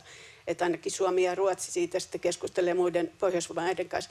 Mutta tämä on just se iso kysymys, josta mä toivon, että jatkossa entistä enemmän, että tätä ei unohdeta, vaan tutkitaan entistä enemmän, koska niin kuin se on todettu, että se tutkimus antaa kuitenkin syötteitä sitten ulkopoliittiseen päätöksentekoon. Kiitos. Kiitos paljon kysymyksistä ja kommenteista. Tässä on 5 minuuttia aikaa ennen kuin notkova lounaspöytä kutsuu, joten tässä voi niin kuin panelistit poimia rusinoita pullasta ja niitä kysymyksiä, joita haluaa kommentoida, ja samalla pitää lyhyet ja napakat loppuvuorot. Mutta jos aloitetaan vaikka Jukka, Johanna, Tapio ja Johanna.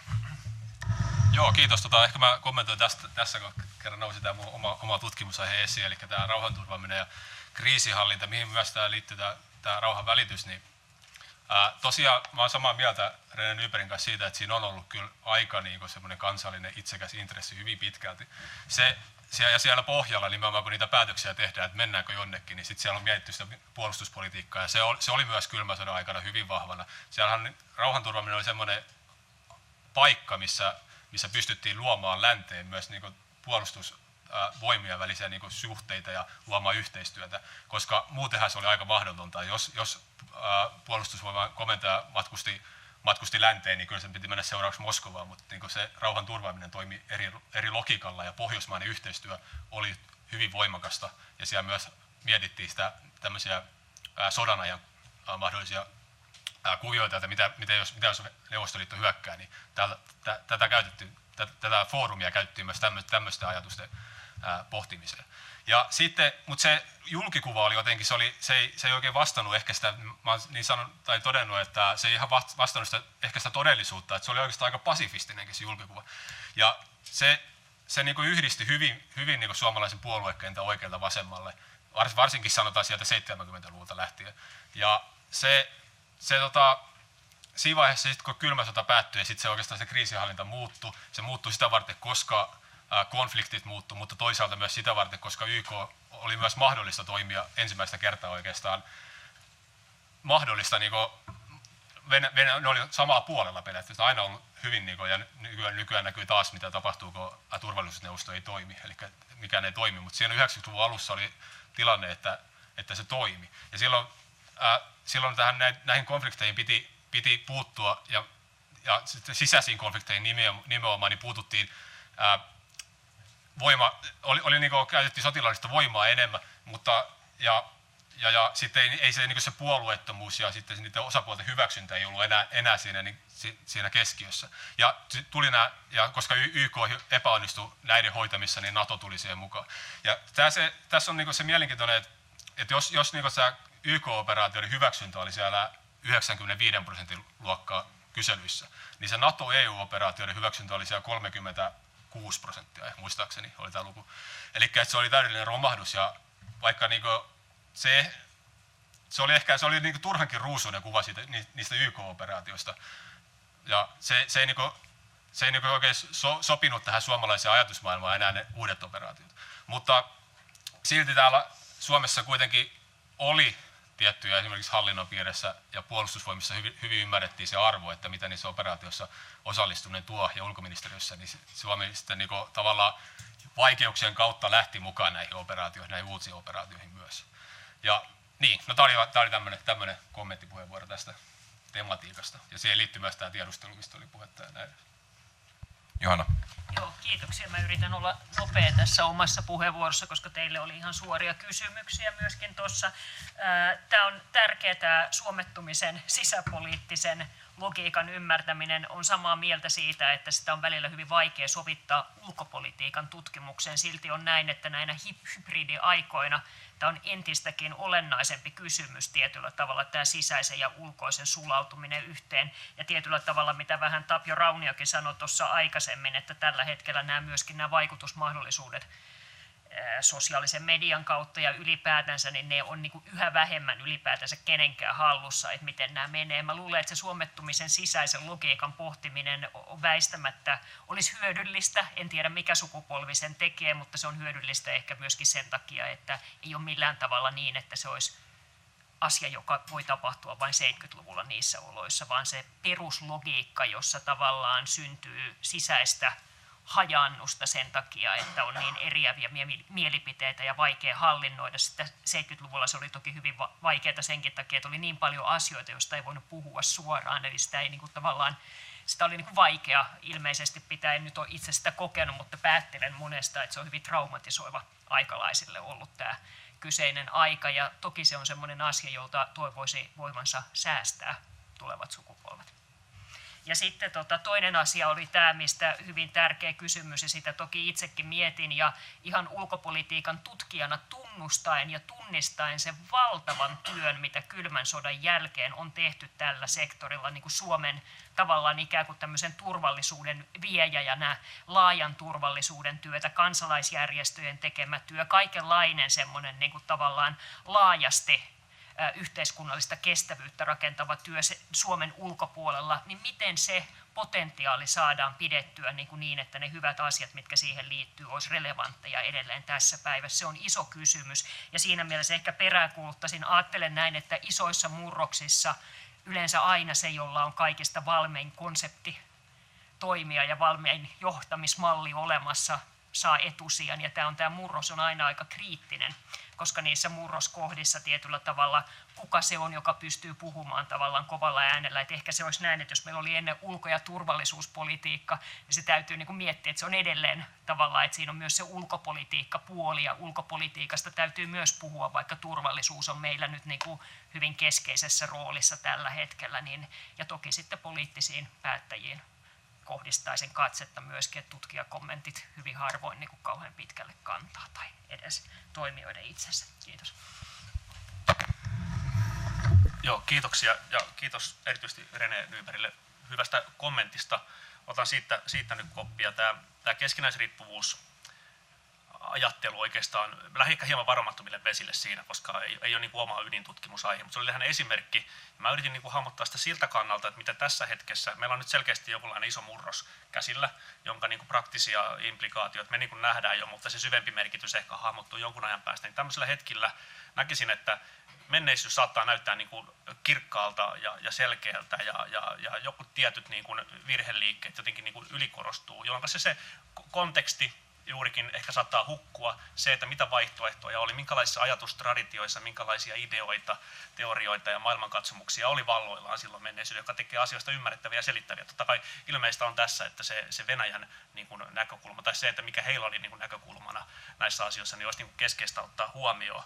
Et siihen aikaan niin kuin liberaali institutionalismi niin kuin laajana kansainvälisiä suhteitakin selittävänä kehikkona, demokraattisen rauhan teoria, integraatioteoriat, ajatus siitä, että taloudelliset kytkökset jollain tavalla pasifioi, luo niin kuin yhteisen eurooppalaisen tilan, niin kuin käsitteet oli 80-luvulla. Gorbachevilla oli omat niin kuin arktiselle alueelle sijoittuvat niin kuin tämmöiset funktionalistiset ympäristöregiimihallinta-ajatukset. Sitten Suomessa oli pohjoisen ulottuvuuden aloitteet nämä. Eli se, mitä mä ehkä yritin, mun argumentti oli se, että nyt on niin kuin vaarana se, että me anakronistisesti luetaan jotain vähän liian yksiselitteistä ja yksinkertaista sen ajan asioihin, vaikka totta kai meidän pitää se kriittinen katse sinne tästä ajasta, eli ettei tavallaan tutkimusta ala ohjaa niin kuin karikatyyrinomainen ennakkotulkinta. Totta kai hypoteesina voidaan ottaa, että jotain semmoista tapahtui silloin, mutta enemmän me pitää ymmärtää sitä, kun lähtee niin jotenkin pejoratiivisesti tuomitsemaan se. Tämä oli ehkä semmoinen ja tämä oli vain yksi esimerkki siitä, tämmöisen murrosten ajan yhteydessä niin kuin menneisyys tulkitaan väistämättä uudestaan. Ja se on niin kuin ulkopolitiikan tutkimuksen ja historian tutkijoiden ehkä semmoinen yhteinen työmaa pohdittavaksi. Niin se oli semmoinen niin kuin yleisempi ajatus, mitä mulla oli. Tekisi hirveästi mieli puhua tuosta ei-sotilaisen turvallisuudesta ja sen merkityksestä, mutta ehkä tässä tuli sanottua jo siitä keskeinen. Ja sitten haluan sanoa, että tämä Suomen NATO-päätös ei todellakaan ollut mikään ajopuu. Se oli ehkä hypoteesi, minkä esitit, mutta mä näen, että se oli niinku ihan looginen jatkumo tästä niinku verkottuneen puolustuksen rakentamisesta. Aika pitkäjänteisessä työssä, jossa niinku useilla hallituskausina, esimerkiksi ulko- ja turvallisuuspoliittisessa selonteosta voidaan lukea, että Suomi pitää Yhdysvaltojen ja Naton sitoutumista Baltian tai Itämeren alueen turvallisuuteen niin kuin vakauttavana tekijänä. Että ne on ihan niin loogista. Tavallaan tässä nyt ehkä niin näyttäytyy mun mielestä, mä saatan itse nyt sortua siihen anakronistiseen tulkintaan menneisyydestä, mutta mä niin kuin, ja olen kirjoittanut tästä kyllä jo ennen tätä NATO-päätöstä, että se näyttäytyy mun mielestä niin loogiselta jatkumolta, joskin murrostakin on, mutta on myös jatkuvuutta. Kiitos. ja Johanna. No niin, viimeinen, ja ehkä mä sovitan tämän mun oman puheenvuoroni nimenomaan tähän Annen kysymykseen ja kommenttiin liittyväksi, mutta myöskin tämän seminaarin teemaan niin kuin keskeisesti niin kuin liittyvänä aiheena. Eli toit esiin sen, että miten nyt pidetään huolta siitä, että kun tämä laajan turvallisuuden teemat on niin kuin osana tätä keskustelua niin kuin myöskin jatkossa, niin mun mielestä tässä niin kuin on just tosi tärkeä myöskin tämmöinen niin kuin kysymys siihen, että mitä me katsotaan, että on niin kuin relevanttia asiantuntemusta missäkin kysymyksessä ja kuka on asiantuntija missäkin asiassa. Ja tämä on semmoinen asia, niin kuin mikä tulee meidän kaikkien niin kuin oikeastaan tehtäväksi, että kun halutaan keskustella jostain teemasta, niin kuin pohditaan myöskin sellaisia vähän ehkä niin kuin epätyypillisiä niin kuin lähestymistapoja asioihin ja niin kuin semmoista metodologista variaatiota niin kuin näissä keskusteluissa. Ja kyllähän se on niin, että politiikka vaikuttaa näihin erilaisiin tutkimusaiheisiin ja niiden niin kuin kiinnostavuuteen ja sitten toisinpäin, että mistä tehdään tutkimusta, myöskin niin kuin sitä kautta voidaan sitten niitä poliittisia päätöksiä niin kuin perustaa siihen, että tämä on tämmöinen vuorovaikutteinen niin kuin sykli, ja me voidaan niin kuin, ikään kuin tietoisesti niin kuin vastustaa myöskin semmoista niin kuin menemistä yhteen tuubaan, tässä tuli Jukan toisessa yhteydessä esiin tämä niin kuin puheenvuoro, niin nämä vaatii myöskin semmoisia aktiivisia päätöksiä, sitten erilaisia tilaisuuksia ja asiantuntijakuulemisia tai niin kuin politiikan puolella erityisesti niin kuin vastuuta niin kuin siitä, että pidetään sitten moniäänisyydestä myöskin niin kuin tässä tiedeneuvonnassa sitten huoli. Näin. Kiitos Johanna ja kiitos keskustelijoille erinomaisesta paneelista ja kiitos myös ensimmäisen session puhujille. Ja suuri kiitos teille, hyvä yleisö. Oli kerrassaan mahtavaa nähdä näin runsas osanotto tänään täällä. Haluan kiittää sekä säätiön että UPin puolesta tänne tulleita ja tässä oli todella paljon asioita, joita me saatiin eväitä myös UPin Suomen ulkopolitiikan tutkimuksen kehittämiselle. Ja oikein mukavaa viikonloppua kaikille.